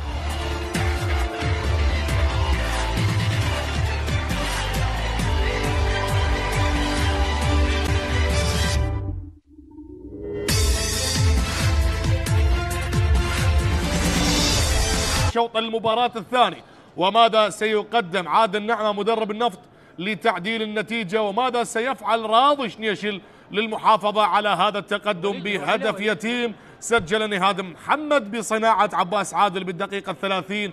والآن أنا وإياكم لمشاهدة شوط ثاني مع إضافات وتغييرات. نتكلم بالنسبة لفريق النفط بمشاركة اللاعب سيف الدين ظاهر بالرقم 17، وأيضا راضي شنيشل أجرى التغييرات سننتظر من خلالها ستار ياسين اللي غادر ورامسيس جابرييل. بالنسبة للنفط شارك سيف الدين وحيدر حسين بالرقم 9. هذه الإضافات حيدر حسين، وهذه الكرة العالية ولكن تشتيت الخطر، تصل الكرة على الطرف الأيمن. أيضا مرتضى هديب يغادر، وهنا الرأسية والإبعاد. أيضا حيدر عبد الكريم وعلي خالد هم التغييرات اللي أضافها راضي شنيشل. إضافة الدماء الجديدة بالنسبة للمدربين لتغيير رتم اللقاء بشوط المباراة الثاني. هنا التدخل وهنا المحاولة. أيضا أنا وإياكم عبر قنوات شبكة الإعلام العراقي هنا في اليوم الثاني لحساب الجولة 36 في إطار منافسات دوري نجوم العراق موسم 2024-2025. ملعب الزوراء اللي يحتضن هذه المواجهة ما بين أصحاب الدار المفترضين نادي الكهرباء أمام النفط المتقدمين بالألوان البرتقالية. كرة عالية، هدف ثاني، لكن الحارس وليد عطية، وهذه من بعيد، والكرة اصطدت بعدما جرب حظ اللاعب حسام كاظم والكرة إلى خارج الملعب. هذا هو حسام كاظم اللي جرب حظه بالكرة الماضية، لكن كرة اصطدت وبذلك إلى خارج الملعب. راضي شنيشل اللي قاد منتخبنا الوطني للتأهل إلى أولمبياد باريس 2024، المنتخب الأولمبي اللي تأهل مع راضي شنيشل، وهذه الكرة مرت إلى خارج الملعب، اللي نوعا ما حقق حضور جيد بعد الفوز على أوكرانيا بهدفين مقابل هدف، لكن خسر من الأرجنتين بثلاثية مقابل هدف، وآخرها كانت الخسارة أمام المنتخب المغربي بثلاثية نظيفة. راضي شنيشل اللي سبق وأن درب المنتخب الوطني والمنتخب الأولمبي، وهو اللي كان مدرب منتخبنا بكأس آسيا 2015. أيضا حقق نتائج جيدة مع الكهرباء هذا الموسم. ونتكلم بالإنجازات، راضي شنيشل حقق الدوري العراقي مرة واحدة مع الزوراء موسم 2010-2011. أيضا الانتظار والمخالفة الآن لتنفيذها اللاعب فاضل كريم اللي تحصل على البطاقة الصفراء بشوط المباراة الأول. فاضل كريم على التنفيذ بكرة يسارية عالية، وبعد ذلك مرت إلى خارج الملعب لحارس المرمى أمجد رحيم. ضربة مرمى. هذا هو القائد وليد كريم، 9 موسم مع النفط، هو من يحمل شارة القيادة. أمجد رحيم الآن على التنفيذ. أيضا هي حراس المرمى، كهرباء يمتلك حارس المرمى محمد أحمد ومحمد عباس، وهنا اليوم الحارس الأساسي أمجد رحيم. والكرة العالية من الطرف الأيسر، هذه انطلاقة نحو الأمام، لكن دربكة حاضرة، وهنا قطع الكرة وانطلاقة نحو الأمام، بعد ذلك الصراع البدني، ولا زالت المحاولة قائمة. هذه الكرة بعيدة هذه الكرة إلى الحارس وليد عطية. الكرة اللي وصلت بصورة عالية عن طريق اللاعب علي رحيم بالرقم 27. هذه كرة تعود الآن. أيضا نتكلم عن اللاعب علي رحيم اللي سبق واللعب للنفط، والآن في نادي الكهرباء، لكن سبق واللعب لنادي النفط. هذه كرة تصل الآن من الطرف الأيسر سريعة من حسام كاظم، بعد ذلك الكرة بمنتصف الملعب. النفط يريد الدخول بصورة مختلفة بشوط المباراة الثاني، يريد أن يعود مرة أخرى ويعدل النتيجة. هذه كرة للنفط من الطرف الأيسر، الوقوف على الكرة عالية الآن والإبعاد وتشتيت الخطر، لكن لا زالت المحاولة قائمة بالنسبة للنفط. تصل الآن بالكعب، هذه الثقة العالية يا كرار سالم، ممكن تكلفكم فرصة خطيرة، صراع بدني لكن يتفوق. وعلى ما يبدو هنالك الصافرة على اللاعب سامسون دير، اللاعب النيجيري سامسون دير اللي سبق اللاعب اللي نفط الوسط اللي الآن هو بالدوري الممتاز ويعاني بالفترة الأخيرة بعدما كان بطلا للدوري بموسم 2014 على حساب القوة الجوية. هنا تدخل والآن الانتظار. نتكلم عن نفط الوسط مع انجازات مع المدرب عبد الغني شهد اللي اخرها كان مدربا للنجف وذهب لقيادة نادي زاخو خلفا للبلوشي. حلال البلوشي. اذا حسام كاظم على التنفيذ بهذه اللحظات في الدقيقة 50 وشوط المباراة الثاني اللي لحد هذه اللحظة يبحث من خلال الفريقين عن تسجيل الأهداف. وهذه كرة لمنتظر عادل، منتظر يحاول بكرة بعيدة لكن تصل من الطرف الآخر لمصلحة الكهرباء. يقف عليها الآن ستار جبار عالية الكرة وسهلة للحارس وليد عطية ينفذ كرة بصورة سريعة الآن. بعد ذلك الكرات العالية يحتاجون للتركيز لاعبين النفط، أما الكهرباء متقدمين بالنتيجة ويلعبون بثقة عالية حتى اللحظة. الكرة من الطرف الأيمن الآن بالنسبة لفريق الكهرباء تنفذ عالية، الاستلام والبحث عن المساندة. الله على التمريرة، الله على الدخول، وهنا العرضية التمويه ركلة جزاء يؤكدها الدولي أو تسلل. ماذا هنالك يا سيد الحكم؟ ماذا قرر سالم عامر؟ شوفها بالإعادة. هنا تسلل للمرة أكثر من 5 مرات وقع لاعبين الكهرباء بمصيدة التسلل، لكن تمريرة ذكية جميلة بالمليمتر. وهنا الدخول بالنسبة لنهاد محمد، وكانت ركلة جزاء لولا التسلل. تدخل حاضر نهاد محمد، لكن على ما يبدو التسلل كان حاضر قبل لحظات أو قبل هذه الكرة. وبذلك نهاد محمد سالم عامر، والحديث الآن الحاضر مع أيضا الحارس وليد عطية على التنفيذ. نهاد محمد اليوم مستوى ممتاز، سجل هدف وهدد مرمى النفط بأكثر من مناسبة. والانتظار الآن، هل هنالك تغييرات قادمة كما فعلها المدرب عادل نعمة، وبذلك العودة لاستئناف المباراة بانتظار استئناف اللقاء اللي لا زال متقدما من خلال الكهرباء بهدف نظيف سجل هذا اللاعب اللي امامك بالصوره. حديث على ما اعتقد، نعم، تسلل ورايه تواجدت بريار قادر وكرار خالد. هنا الرايه، هنا خط التسلل، وبذلك ليس هنالك ركله جزاء.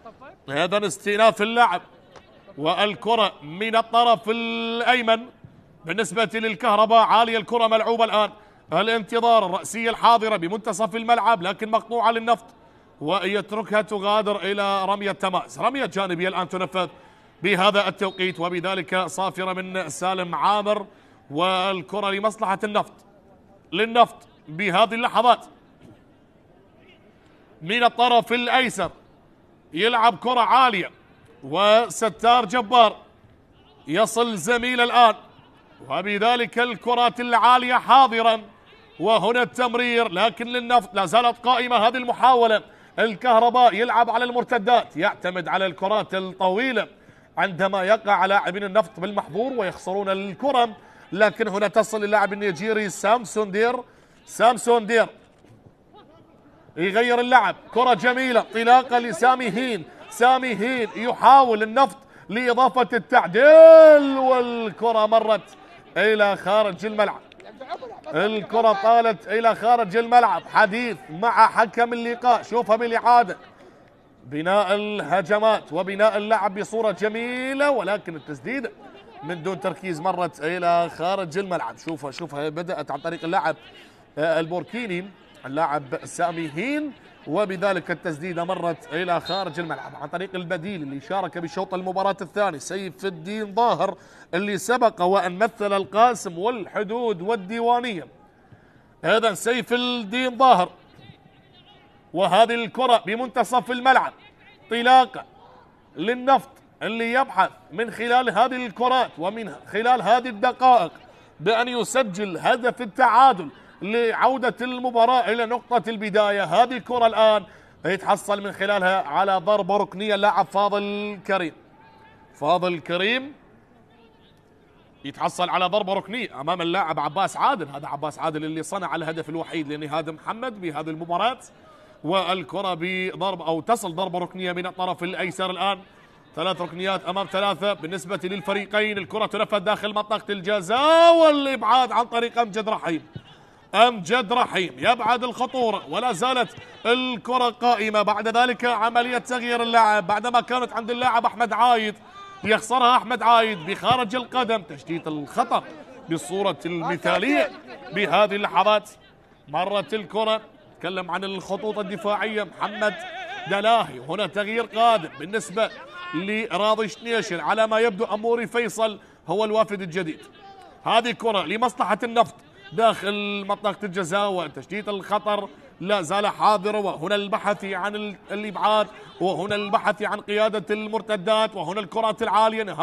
نهاد محمد يحاول، نهاد محاصر، نهاد بالواحد على واحد. هل تتفوق المهارة؟ هل يظهر نهاد؟ لكن صراع بدني، وبذلك الصافرة تواجدت. وهنا اللي أمامك بالصورة سامسون دير اللاعب النيجيري. تغيير قادم، أموري فيصل يشارك بالدقيقة 57 بديلا عن اللاعب عباس عادل اللي قدم مباراة كبيرة اليوم. عباس عادل يشارك أموري فيصل اللي سبق واللعب للكناري لنادي الكرخ، ويعتبر من أفضل المواهب الموجودة حاليا في دورينا، دائما ما يظهر بمناسبات عديدة. نعم، اللاعب أموري فيصل اللي يمتلك برصيده هدفين هذا الموسم، هدفين في دورينا. نتكلم عن دوري نجوم العراق، سجل بمرمى زاخو والطلبة، وأيضا نتكلم عن بطولة كأس العراق، سجل بمرمى الرمادي، فريق الرمادي. هذه كرة الآن لنفط. هذا تغييرات راضي شنيشل، هل تأتي بثمارها لإضافة المزيد؟ وتغييرات عادل نعمة، هل تغير رتم اللقاء؟ هل تغير سيناريو اللقاء؟ كرة من الطرف الأيمن الآن عن طريق اللاعب سامي هين محاصر. سامي هين يتحصل على ضربة ركنية، يقاتل بمفردة في وسط 3 لاعبين. هذا هو علي رحيم، حسام كاظم، وبذلك الكرة لمصلحة فريق الكهرباء أو للنفط. هذا سامي هين اللي يتحصل على ضربة ركنية ينفذها الآن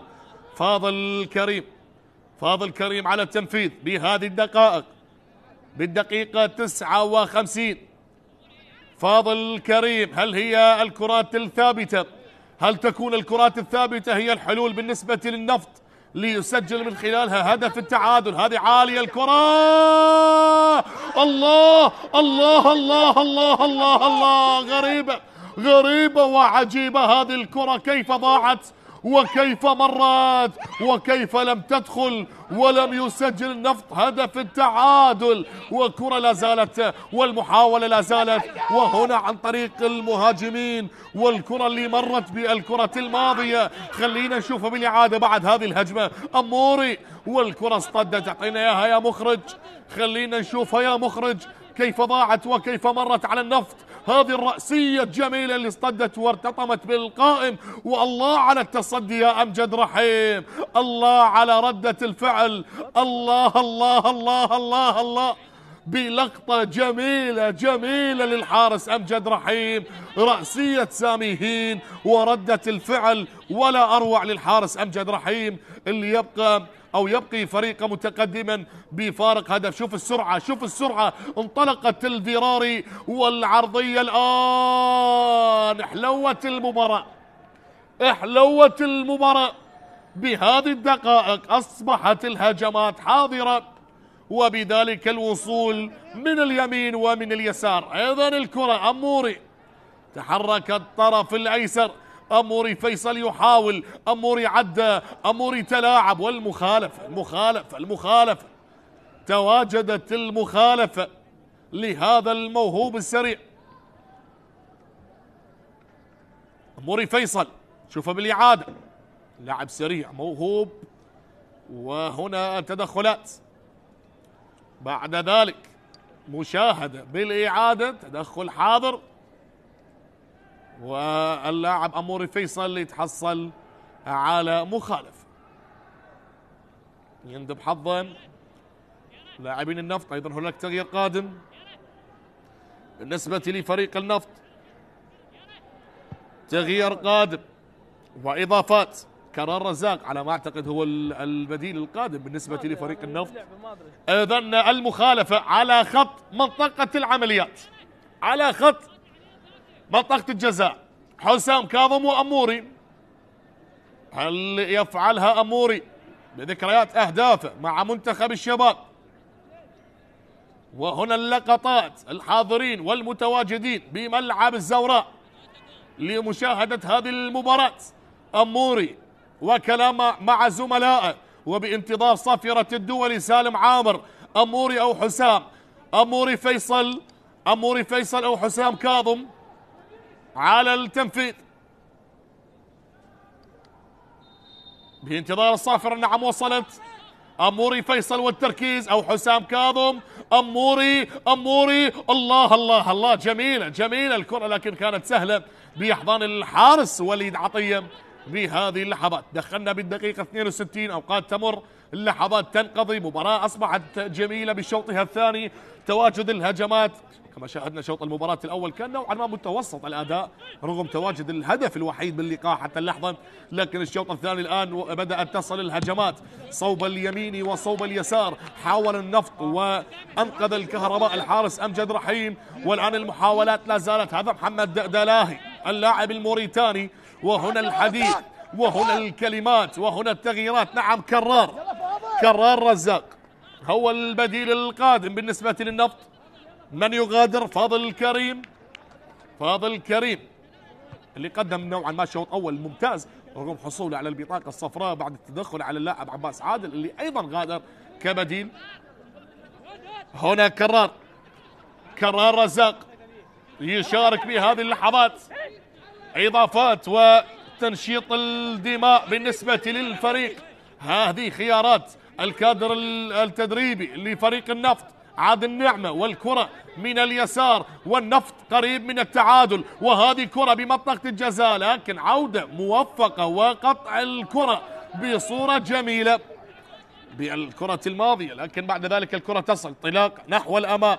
الكهرباء يريد المزيد، أما النفط يحاول التعادل، يحاول من أجل تسجيل هدف التعديل. هذه كرة تصل بالمنتصف، نقلة الآن انطلاقة نحو الأمام بالنسبة للاعب سامي هين من بوركينا فاسو. سامي صاحب أخطر فرصة للنفط قبل دقائق، وهذه كرة داخل منطقة الجزاء للنفط. الله الله الله، لا زالت قائمة الآن، وبعد ذلك تصل من اليسار لا زالت محاولة للنفط، والكرة إلى ضربة ركنية الآن من الطرف الأيسر. أحمد صبري ثاني هدافي الفريق بالنسبة للنفط، هذا هو أحمد عايد بالرقم 90. الكرة لمصلحة فريق النفط بهذه الدقائق من الطرف الأيسر. النفط يحاولون من خلال الكرات الثابتة، من خلال أي كرة بهذه الكرات العالية داخل منطقة الجزاء، وكالعادة يواجهون الحارس أمجد رحيم اللي يتصدى لكل المحاولات، لكن إلى متى سيبقى صامدا؟ وهذه الكرة تحولت إلى خارج الملعب، إلى خارج الملعب.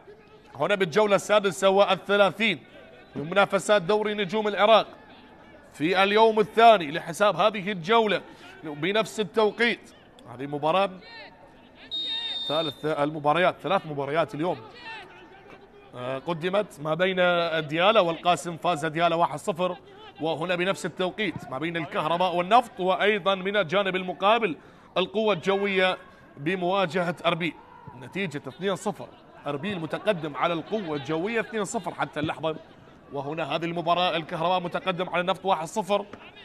آخر جولات دورينا، آخر جولات دوري نجوم العراق، وبعد جولتين سنتعرف على البطل. متصدر الآن القيثارة الشرطة برصيد 8 نقطة، وبالوصافة النوارس الزوراء برصيد 74 نقطة، الفارق 6 نقاط، والمتبقي لكل فريقين 3 مباريات. هنا كرة تصل الآن إلى سامي هين، دقيقة 66. هذه كرة خطيرة للنفط، لا زالت داخل منطقة الجزاء. الله الله الله الله الله الله على الفرصة الجميلة عن طريق البديل سيف الدين ظاهر، كان قريبا من إضافة هدف من أجمل الأهداف، لكن هل تواجدت الراية؟ لا أعتقد. هنا الكرة اللي نفذت، وهنا بالكعب، جميلة جميلة جميلة الكرة، وضربة ركنية الآن. النفط يحاول، لا زال يبحث ولا زال ينتظر، والكرة تصل من الطرف الأيمن. هذه انطلاقة، هذه محاولة، البرتقالي يحاول، الكهرباء ينتظر، هذه انطلاقة. الله الله الله الله، لكن الدولي سالم عامر وبطاقة صفراء. تحرك الفريق مع إضافة التغييرات، وهنا اللاعب سامسون دير اللاعب النيجيري حصل على البطاقة الصفراء. شوفها بالإعادة، اللاعب النيجيري سامسون دير والبطاقة الصفراء على أو تدخل على اللاعب أموري. هذه الكرة الجميلة اللي قدمها وليد كريم للاعب سيف الدين ظاهر اللي نفذها بالكعب، لكن لم يستغلها النفط بصورة محكمة. ولا زال البحث عن الأهداف، ولا زال الطريق مفتوح، إلا إذا تواجد الآن حسام يحاول هذه العرضية مطالبة، لكن لا زالت. هذه المرة القائم يتصدى لكرة منتظر عادل، وأي كرة جميلة ضاعت، لكن ماذا هناك؟ مطالبة كانت بلمسة يد بعد كرة حسام كاظم. هنا التدخلات، هذه هي الكرة اللي طالب من خلالها لاعبين الكهرباء، لكن شوف التسديدة جميلة، لكن القائم الأيمن لحارس المرمى وليد عطية يحرم الكهرباء من هدف ثاني. وعندما يتكلمون عن أوفى الأصدقاء لحراس المرمى هي الخشبات الثلاث، علاقة دائما تجمع حراس المرمى بالخشبات الثلاث، وهنا ثبتت هذه المقولة. سالم عامر يعطي الأذن بتنفيذ هذه المخالفة، لهذا محمد لم يعطيه المسافة الكافية أو المساحة القانونية، وبذلك لا زال الانتظار. مباراة فيها الكثير من الخفايا على ما أعتقد. هل من الممكن أن نشاهد المفاجآت بالدقائق القادمة؟ هذا هو اللي شارك كبديل اللاعب كرار رزاق قبل لحظات. حسام كاظم على التنفيذ، بطاقة قادمة، بطاقة صفراء على اللاعب حسام كاظم على ما أعتقد، أو على المدرب حسام كاظم. لم ينفذ الكرة من مكانها على ما يبدو. شوف الأعصاب والتوتر، شوف الكلام الحاضر، سالم عامر وحسام كاظم،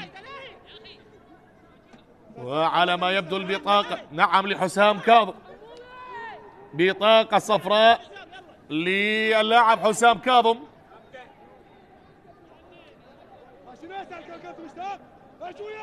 تغيير قادم أيضا، مغادرة اللاعب منتظر عادل ومشاركة وقاع رمضان. وقاع رمضان يشارك بهذه المباراة، صاحب الأربع أهداف هذا الموسم، سجل بمرمى الحدود ونفط البصرة وأربيل وكربلاء. تغييرات بالجملة تقدم. الحديث أيضا ما بين الكادر الفني، أيضا المساعد الغزال الأسمر للكرة العراقية قصي منير مع عادل نعمة. أيضا الكرة تنفذ الآن داخل منطقة الجزاء، النفط يحاول، ودخلنا بالدقيقة 70 والمتبقي 20 دقيقة على نهاية الوقت الأصلي. هذه خطيرة خطيرة وأمجد رحيم، لكن فيها راية، فيها راية. أكثر الأشياء اللي تواجدت بهذه المباراة هي أن يقع اللاعبون والمهاجمون بمصيدة التسلل. مواجهات الفريقين، آخر 10 مواجهات ما بين النفط والكهرباء، فاز النفط ب5 مباريات وفاز الكهرباء بمباراتين وحضر التعادل ب3 مباريات. ننتظر الآن، وهذه الكرة تنفذ بصورة سريعة من الطرف الأيسر، تصل عالية بالنسبة لفريق الكهرباء. عملية الإبعاد عن طريق لاعبين ومدافعين النفط. دخلنا بالدقيقة 70، 20 دقيقة متبقية على نهاية هذه المباراة، والتقدم لا زال لمصلحة فريق الكهرباء بهدف نهاد محمد. نشاهد الآن من الطرف الأيسر هذه الكرة بانطلاقة نحو الأمام وعملية تغيير اللاعب، لكن التمريرة كانت خاطئة بعد الاستعادة عن طريق اللاعب أحمد عايد اللي يستلم هذه الكرة من الطرف الأيمن. محاولة لا زالت قائمة والانتظار الآن، وها هنا الصافرة تواجدت للإعلان عن مخالفة على ما يبدو لمصلحة اللاعب أحمد عايد. نشاهد الآن أحمد عايد والتدخل الحاضر بهذه الكرة من لاعبين النفط. تنفذ الكرة بصورة سريعة من دون أي تركيز، وبعد ذلك تصل للحارس وليد عطية. وليد مخالفة على ما يبدو الراية تواجدت أيضا بعد تمريرة اللاعب أموري فيصل. دقائق تمر ولحظات تنقضي. الكهرباء بهذا الهدف لا زال متقدما، والنفط يحاول التعادل والكهرباء يحاول لإضافة هدف ثاني من أجل أن يكون هادئا بالدقائق المتبقية. لكن سامي هين يلعب كرة سريعة من الطرف الأيسر، وبذلك المدافع ستار جبار ينطلق نحو الأمام. هذه كرة تكلم عن نادي الكهرباء اللي تأسس به سنة 2001، تأهل للدوري لأول مرة موسم 2004. هذه كرة للنفط من الطرف الأيسر، خطيرة خطيرة خطيرة يا وليد، لكن لا زالت قائمة. هذا كرار وأمجد رحيم. أمجد رحيم حارس المرمى المتألق بهذه المباراة. تكلمنا عن الكهرباء اللي تأهل للدوري لأول مرة بموسم 2004، لكن هبط ب 2013 وعاد مرة أخرى بموسم 2014 بقيادة المدرب شاكر محمود. هنا لاعب مستلقي على أرضية الملعب. أفضل مركز حقق الكهرباء هو المركز الخامس بموسم 2017 وأيضا بموسم 2022.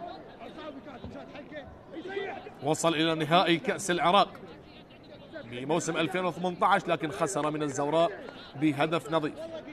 ووصل مرة أخرى لنهائي كأس العراق بموسم 2021 وخسر من الكرخ 2-1.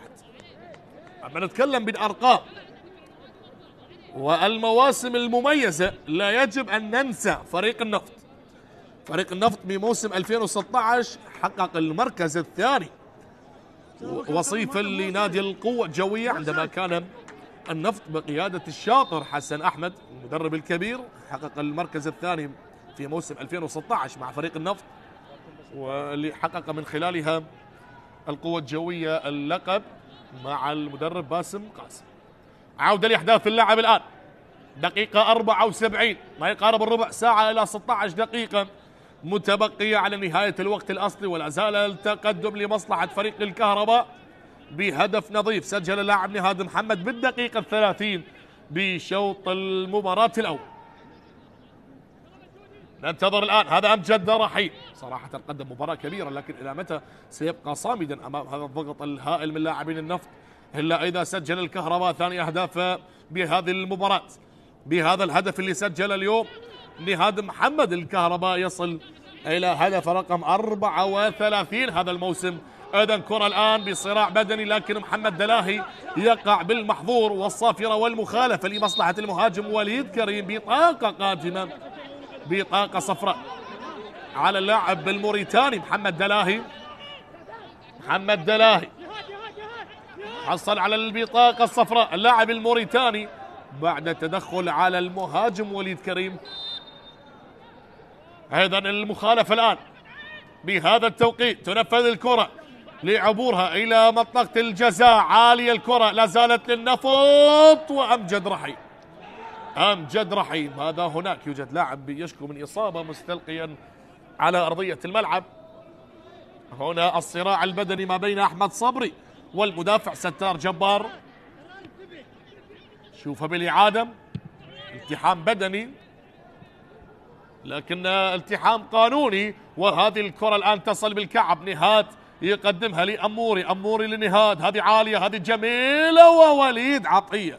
وليد عطية هو من يتصدى لهذه الكرة، وبذلك الكرة تصل من الطرف الأيسر. هذا الاستلام الآن دخلنا بالدقيقة 76 لحظات تمر، وهنا البطاقات الصفراء 6 بطاقات صفراء تواجدت يتقاسمها كلا الفريقين. سامسون دير، فاضل كريم، محمد سادات بالنسبة للنفط. وهنا الكرة من الطرف الأيمن غادرت إلى خارج الملعب. حسام كاظم عنده مباراة أيضا ممتازة بهذه المباراة. أيضا تنفذ للنفط، تصل من الطرف الأيمن لإيجاد المساحات، والكرة ضاعت على النفط. أحمد صبري اللي يحاول بأن يسجل هدف. تكلم عن نادي النفط لآخر مباراتين لم يسجل هدف، لم يسجل أمام الشرطة بالمباراة اللي خسرها 4-0، ولم يسجل أمام نفط ميسان بالمباراة اللي انتهت من دون أهداف. كرة الآن لا زالت، لكن بالأرقام آخر 8 مباريات أو 9 مباريات للنفط خسر مرتين فقط، أمام الميناء وأمام الشرطة. على التنفيذ الآن أمجد رحيم، تغيير أيضا حاضر بهذه الأوقات. إضافات بالجملة من كلا المدربين. فريق الكهرباء من أجل المحافظة على التقدم، وفريق النفط من أجل البحث عن التعادل بأي طريقة. حديث الآن والكرة من الطرف الأيمن، مشاركات والإضافات. وها هنا الكرة تنفذ بصورة سريعة بهذا التوقيت. ماذا هنالك يا سيد الحكم؟ سالم عامر.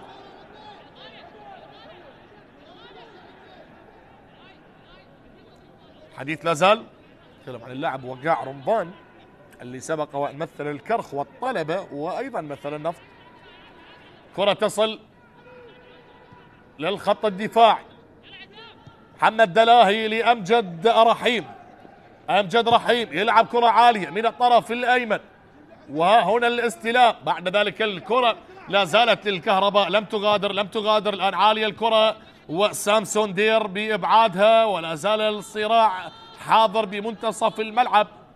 وكرة تصل يسارية من الطرف الأيسر، حسام كاظم إلى أموري والتحضير. خذوا هات ال1 2 الجميع. الله يا أموري، الله الله الله. هل تكتمل هذه اللقطة؟ هل يوجد هدف ثاني للكهرباء؟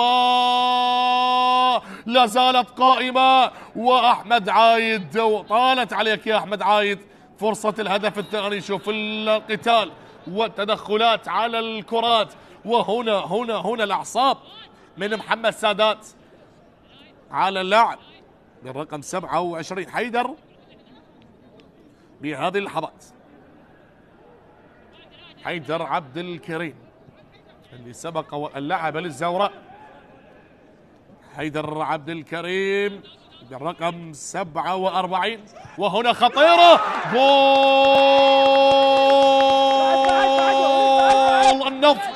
النفط يعود للتعديل. كلهم آبار استكشافية إلا أنت بير إنتاجي. وإن مرت السنوات وليد كريم في 9 موسم مع النفط يسجل هدف التعادل. الله الله الله، هذا هو النفط حينما يذكر الإبداع. هدف جميل، هدف جميل. شوفه بالإعادة، وليد كريم بعد سلسلة من المحاولات، والآن يأتي الهدف. هدف مصفى من كل الشوائب. برميل المهارة ينفجر في مرمى الكهرباء، وقائد الفريق وليد يسجل هدف التعادل ويصل إلى هدف الخامس هذا الموسم بعدما سجل بشباك نوروز وديالة وأربيل والحدود. اليوم يسجل بمرمى الكهرباء. انتفاضة للنفط، انتفاضة للنفط.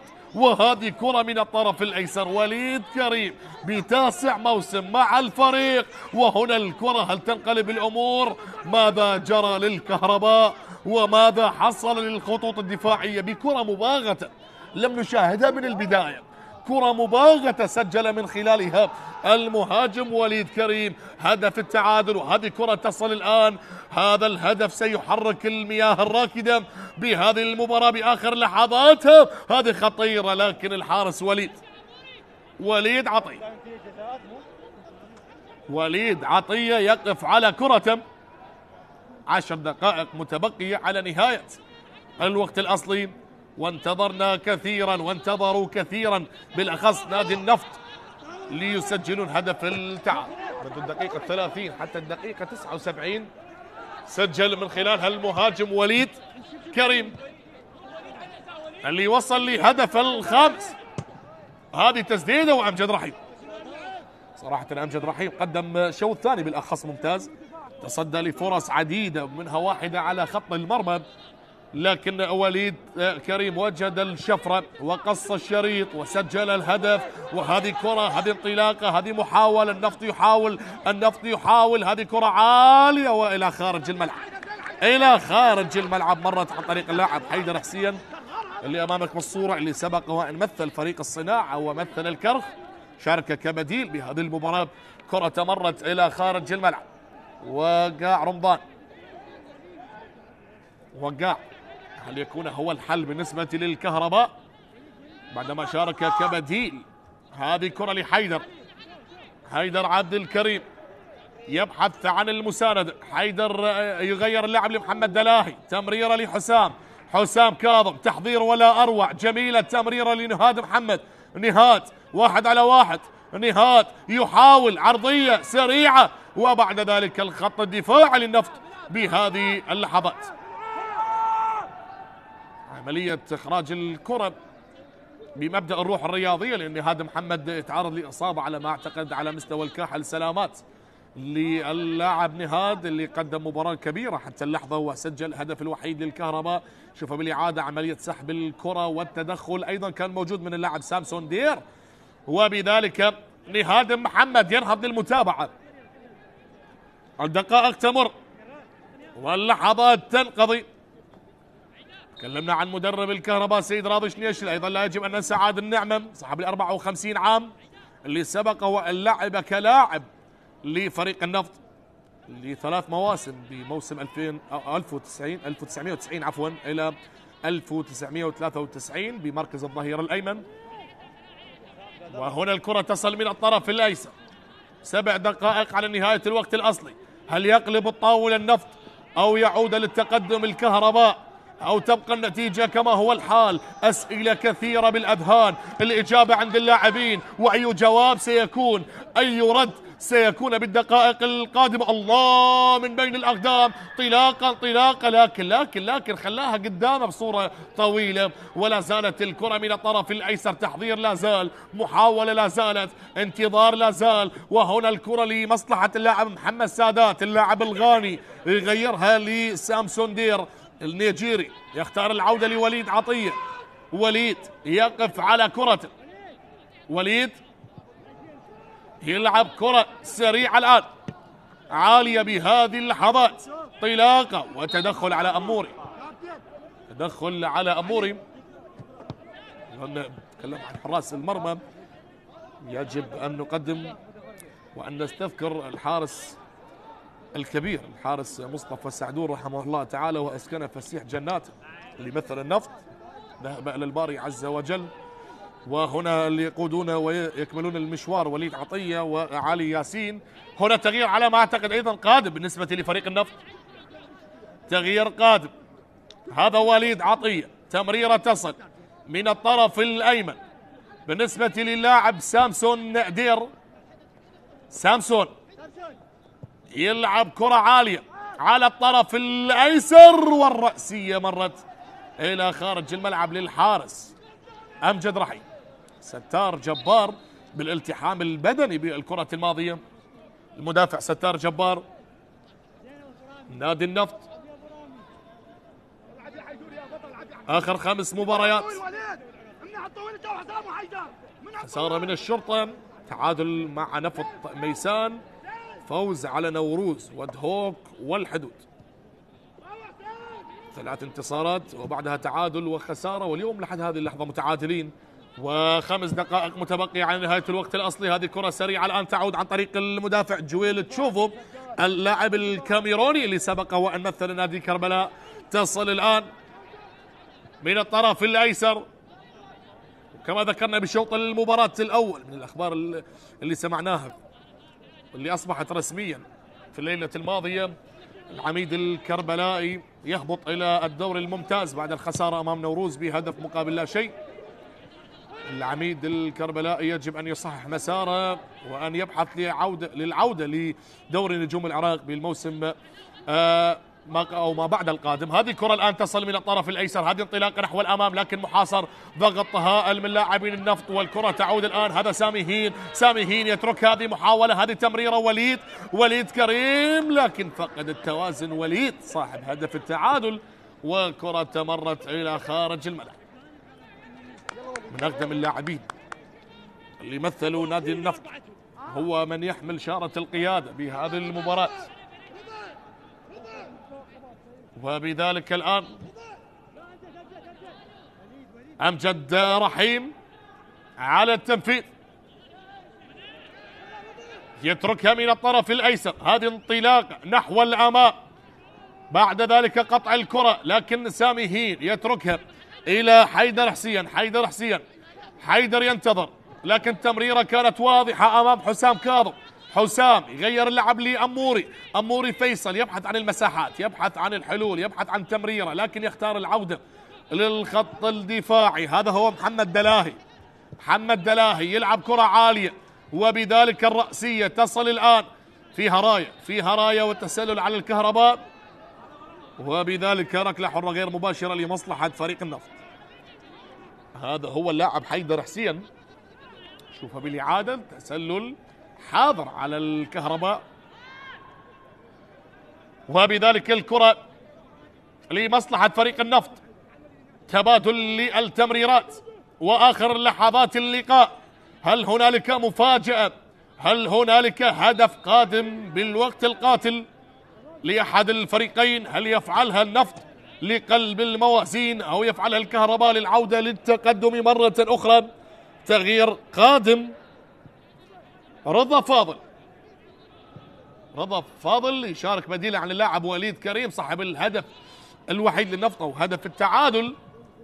إذن رضا فاضل اللي سبق وأن مثل القوة الجوية وأمانة بغداد وكربلاء يشارك كبديل بهذه اللحظات. حسام كاظم والثقة العالية، لكن ببعض الأحيان الثقة تكون قاتلة، كن حذرا بهذه الأماكن. حيدر يستعيدها، تمريرة أرضية جميلة لأموري لكن بعيدة من أموري للحارس وليد عطية غير اللعب من الطرف الأيسر، انطلاق نحو الأمام. حيدر عبد الكريم استعادة اللعب من الجهة اليمنى، وبذلك حيدر عبد الكريم مرة أخرى يلعب كرة عالية. انطلاق الآن نهاد محمد يبحث عن الحلول، يبحث عن المساحة، يبحث عن الزملاء، يختار التمرير. هذه كرة سريعة داخل منطقة الجزاء والحارس وليد عطية تمريرة من الطرف الأيمن. سامي هين والكرة اللي تحولت إلى خارج الملعب بهذا التعادل. إذا انتهت هذه المباراة أصبح التعادل رقم 12 للكهرباء ورقم 14 للنفط. هذا هو حيدر اللي سبق وأن مثل الزوراء، لاعب شاب واحد، شكل ثنائية مع أموري فيصل مع الكهرباء. هذه كرة من الطرف الأيمن الآن. فريق النفط يحاول بأن يقلب الطاولة ويقلب الموازين بعدما كان متأخرا، لكن الكهرباء لا زال صامدا ويبحث هو أن يعود للتقدم. هذه فرصة خطيرة، ممكن هدف ثاني لمصلحة فريق الكهرباء. انطلاقة من أحمد عايد يبحث عن مساندة، تمريرة سريعة ذكية جميلة، لا زالت قائمة محاولة. الله الله الله الله، لكن وليد عطية يتصدى لكرة نهاد محمد، كان قريب بأن ينهي الأمور، لكن هنا ليضيع يقبل السرعة الحاضرة، المحاولة للبديل رضا فاضل والتدخل، لكن تدخل شرعي اعتبر دولي سالم عامر ومتابعة لأحداث اللعب. انتهى الوقت الأصلي. كم دقيقة وقت كبدل ضائع سيقدمها الطاقم التحكيم على ما أعتقد 3 أو 4. كم دقيقة سننتظر هذه الكرة الآن لوقاع رمضان. 5 دقائق، لا 3 ولا 4، 5 دقائق على نهاية اللقاء. وليد استلمها وكرة تنفذ. نهاد محمد اليوم قدم مباراة كبيرة، سجل هدف. شوف التمويه، شوف الرشاقة، لكن فقد الكرة ولا زالت المحاولة. هنا تبادل التمريرات تصل لأحمد عايد، آخر 5 دقائق باللقاء. وهنا التمريرة الذكية بالنسبة للطرف الأيمن للكهرباء بالوقت القاتل البرتقالي، لكن قطع الكرة بصورة جميلة بهذه اللحظات عن طريق اللاعب محمد سادات، لاعب الغاني اللي يحاول، لكن هذه الكرة لا زالت قائمة. أحمد عايد، وهنا الانطلاق، يوجد لاعب مستلقي على أرضية الملعب والتلاعب لا زال. الله الله الله الله، وليد عطية يتصدى لهذه الكرة، يتصدى الحارس وليد. أحمد عايد صاحب المهارة الفردية الجميلة اللي شاهدناها قبل لحظات قليلة. مباراة جميلة متكافئة ما بين الطرفين. اي نعم الفريقين سجلوا هدف، اي نعم الفريقين وصلوا لأكثر من مرة ومهاجميهم أهدروا الفرص، لكن متكافئة ما بين الطرفين. في فترة كان النفط أفضل، في فترة كان الكهرباء أخطر وأفضل، لكن هنا بطاقة صفراء للاعب النفط بهذه اللحظات. حسام جاد الله اللي سبق وأن مثل نفط البصرة والشرطة والحدود. وهنا الكرة لمصلحة الكهرباء. أموري فيصل يختار العودة أو يعطيها بمبدأ الروح الرياضية بعدما كانت عند فريق النفط. هذا هو الحارس وليد عطية.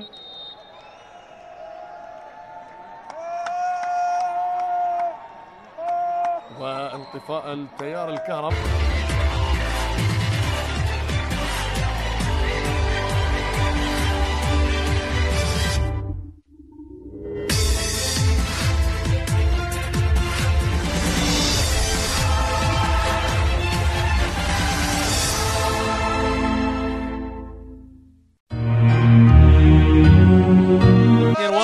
أربيل 2 الجوية 1.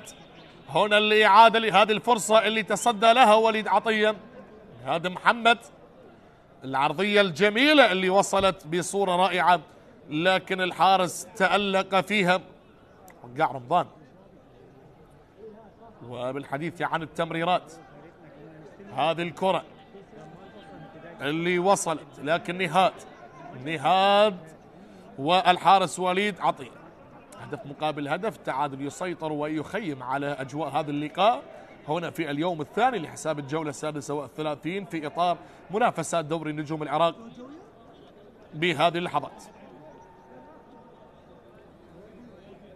كهرباء قدم مباراة جميلة، وأيضا النفط، فريقين قدموا أداء مثاليا، لكن الآن متبقي 3 دقائق على نهاية اللقاء. والتيار الكهربائي ينقطع بهذه اللحظات بأرضية ملعب الزوراء. تبقي 3 دقائق على النهاية. تحصل هكذا أمور بكل ملاعب العالم، ليس بالشيء الجديد أو الغريب. هكذا أمور تحصل بكل الملاعب، لكن في انتظار عودة التيار الكهربائي لأرضية ملعب الزوراء لمتابعة آخر 3 دقائق متبقية بهذه المباراة. النفط الموسم السابق أنهى بالمركز 11 برصيد 46 نقطة، وهذا الموسم صحح المسار ونتائج إيجابية بصورة أكبر، لأن لحد هذه اللحظة هو بالمركز السابع برصيد 52 نقطة، وإذا انتهت هذه المباراة بهذه النتيجة سيصبح برصيده 53 نقطة. والكهرباء أيضا إذا انتهت المباراة بهذه النتيجة سيصبح برصيده 45 نقطة، ضامنين البقاء للموسم القادم. والآن بانتظار العودة لأحداث اللعب.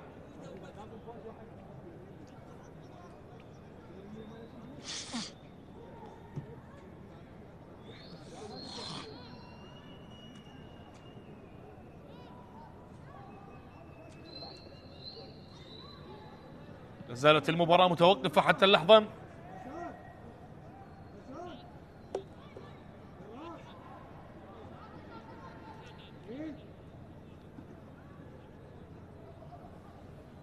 تبقي 3 دقائق على نهاية الوقت البدل الضائع لهذه المباراة.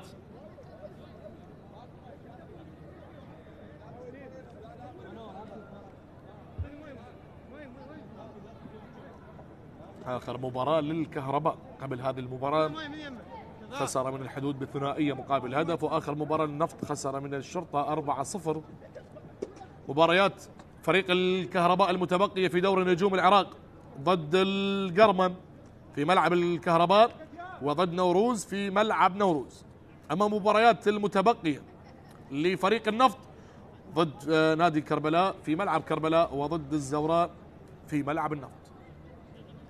هذه هي المتبقية، ولا زلنا ننتظر عودة التيار الكهربائي لاستئناف اللعب ومتابعة اللقاء.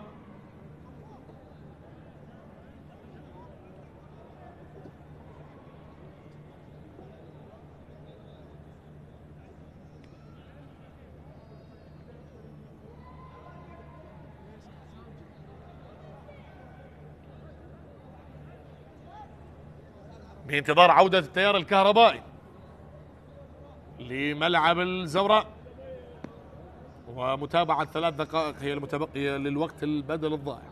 هدف مقابل هدف، تعادل يسيطر ويخيم على أجواء هذه المباراة. ولا زلنا ننتظر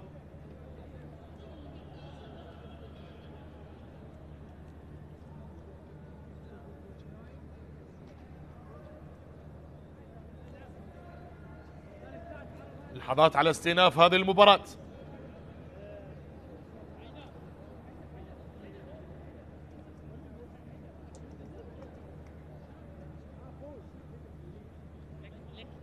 لحظات قليلة ثم يعود التيار الكهربائي لمتابعة أحداث هذه المباراة.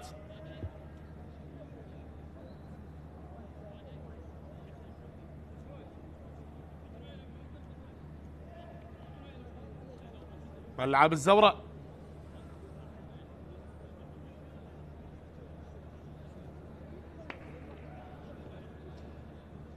ثلاث دقائق هي المتبقية بصافرة الحكم الدولي سالم معامر على نهاية هذه المباراة.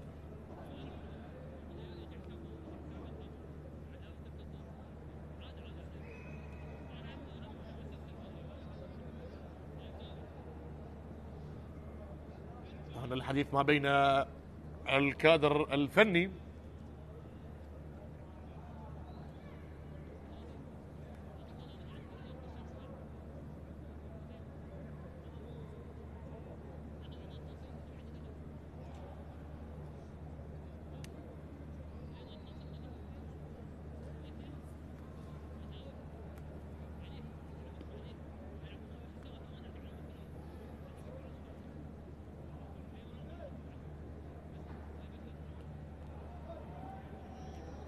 عودة الإنارة الآن، تيار الكهربائي تدريجيا بداية من المدرجات.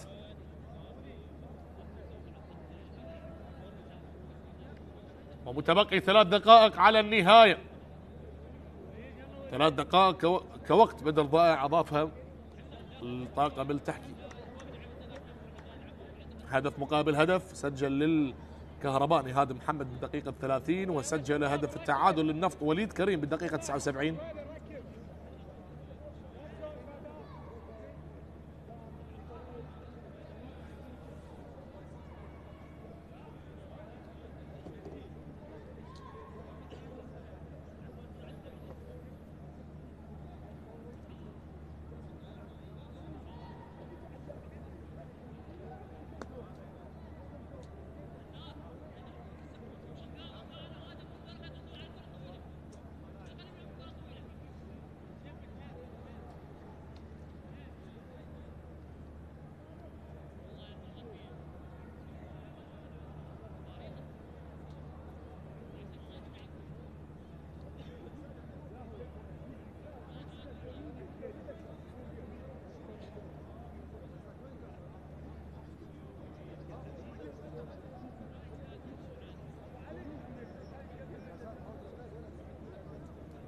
لا زالت متوقفة المباراة.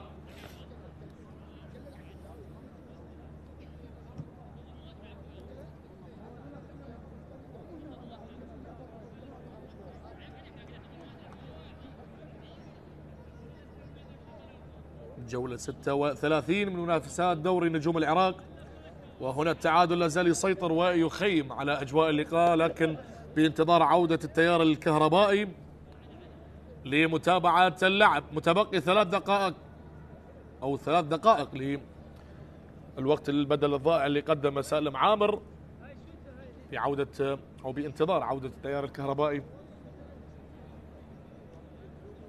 لاستئناف الدقائق والثواني المتبقية.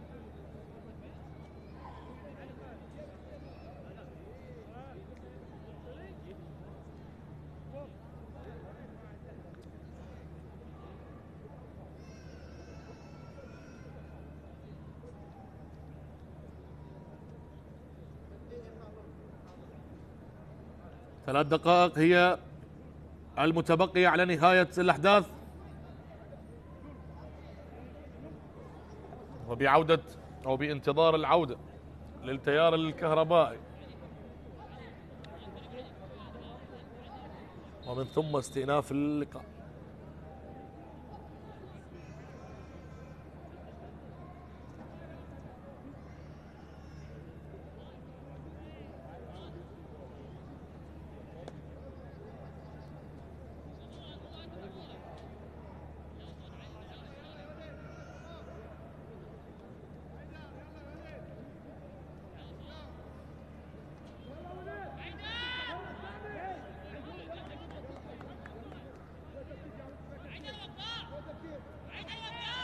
لحظات على استئناف اللعب.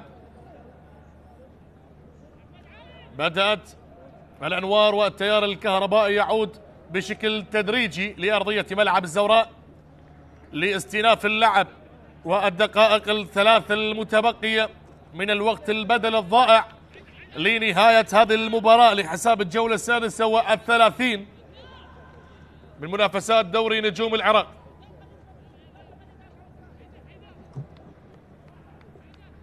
عودة لاستئناف اللعب. وليد عطية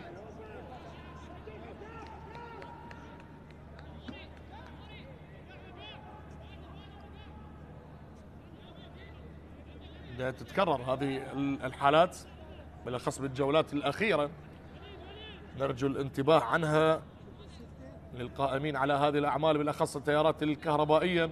لم يتبقى الا 3 جولات او جولتين على نهايه هذا الموسم، وعوده لاستئناف اللعب الان. نعم متبقي ما يقارب الدقيقتين ونصف على نهايه هذه المباراه.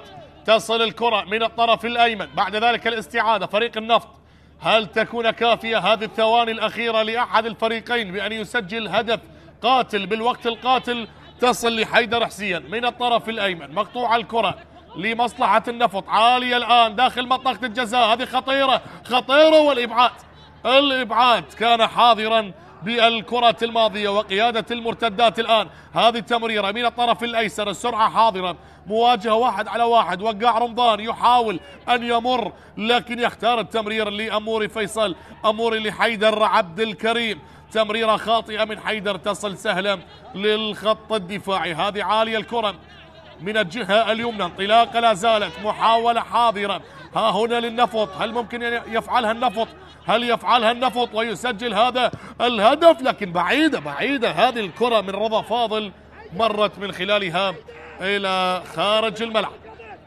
مرت من رضا مع عتاب من المدرب يقول له مرر، لكن كرة مرت إلى خارج الملعب.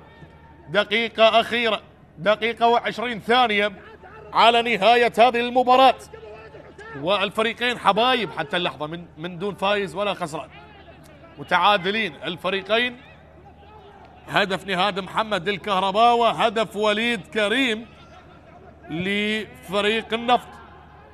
ها هنا الكرة العالية تصل برأسية وتشتيت الخطر وإبعادها بصورة عالية. الآن لا زالت الكرة عن طريق لاعبين النفط، تغيير اللعب للخطوط الدفاعية وإبعاد الخطر على مرماهم على الطرف الأيمن. محمد دلاهي لاعب الموريتاني، لا زال الصراع حاضر والصافرة تواجدت بهذه الأثناء. مخالفة الآن سيف الدين ظاهر، هذا هو محمد دلاهي بهذه اللحظات. حسام كاظم على التنفيذ، آخر الثواني. حسام، على ما يبدو الفريقين راضين بنتيجة التعادل. ده هو وقاع رمضان، حديث مع الحكم سالم عامر. وبذلك الآن آخر 5 ثواني، آخر كرة بهذه المباراة للنفط على التنفيذ. كرار رزاق بانتظار تنفيذ هذه الكرة من الطرف الأيمن. هل هنالك مفاجأة؟ لا لا لا لا لا، عودة دفاعية وتغطية، وهنا صافرة لنهاية أحداث هذه المباراة. الفريقين حبايب من دون لا فائز ولا خسران. إذن تنتهي هذه المباراة لليوم الثاني لحساب الجولة 36 بالتعادل الإيجابي، هدف مقابل هدف. أرجو أن أكون وفقت بالتعليق على هذه المباراة. تقبل تحيات المعلق حسين سمير، وإلى اللقاء.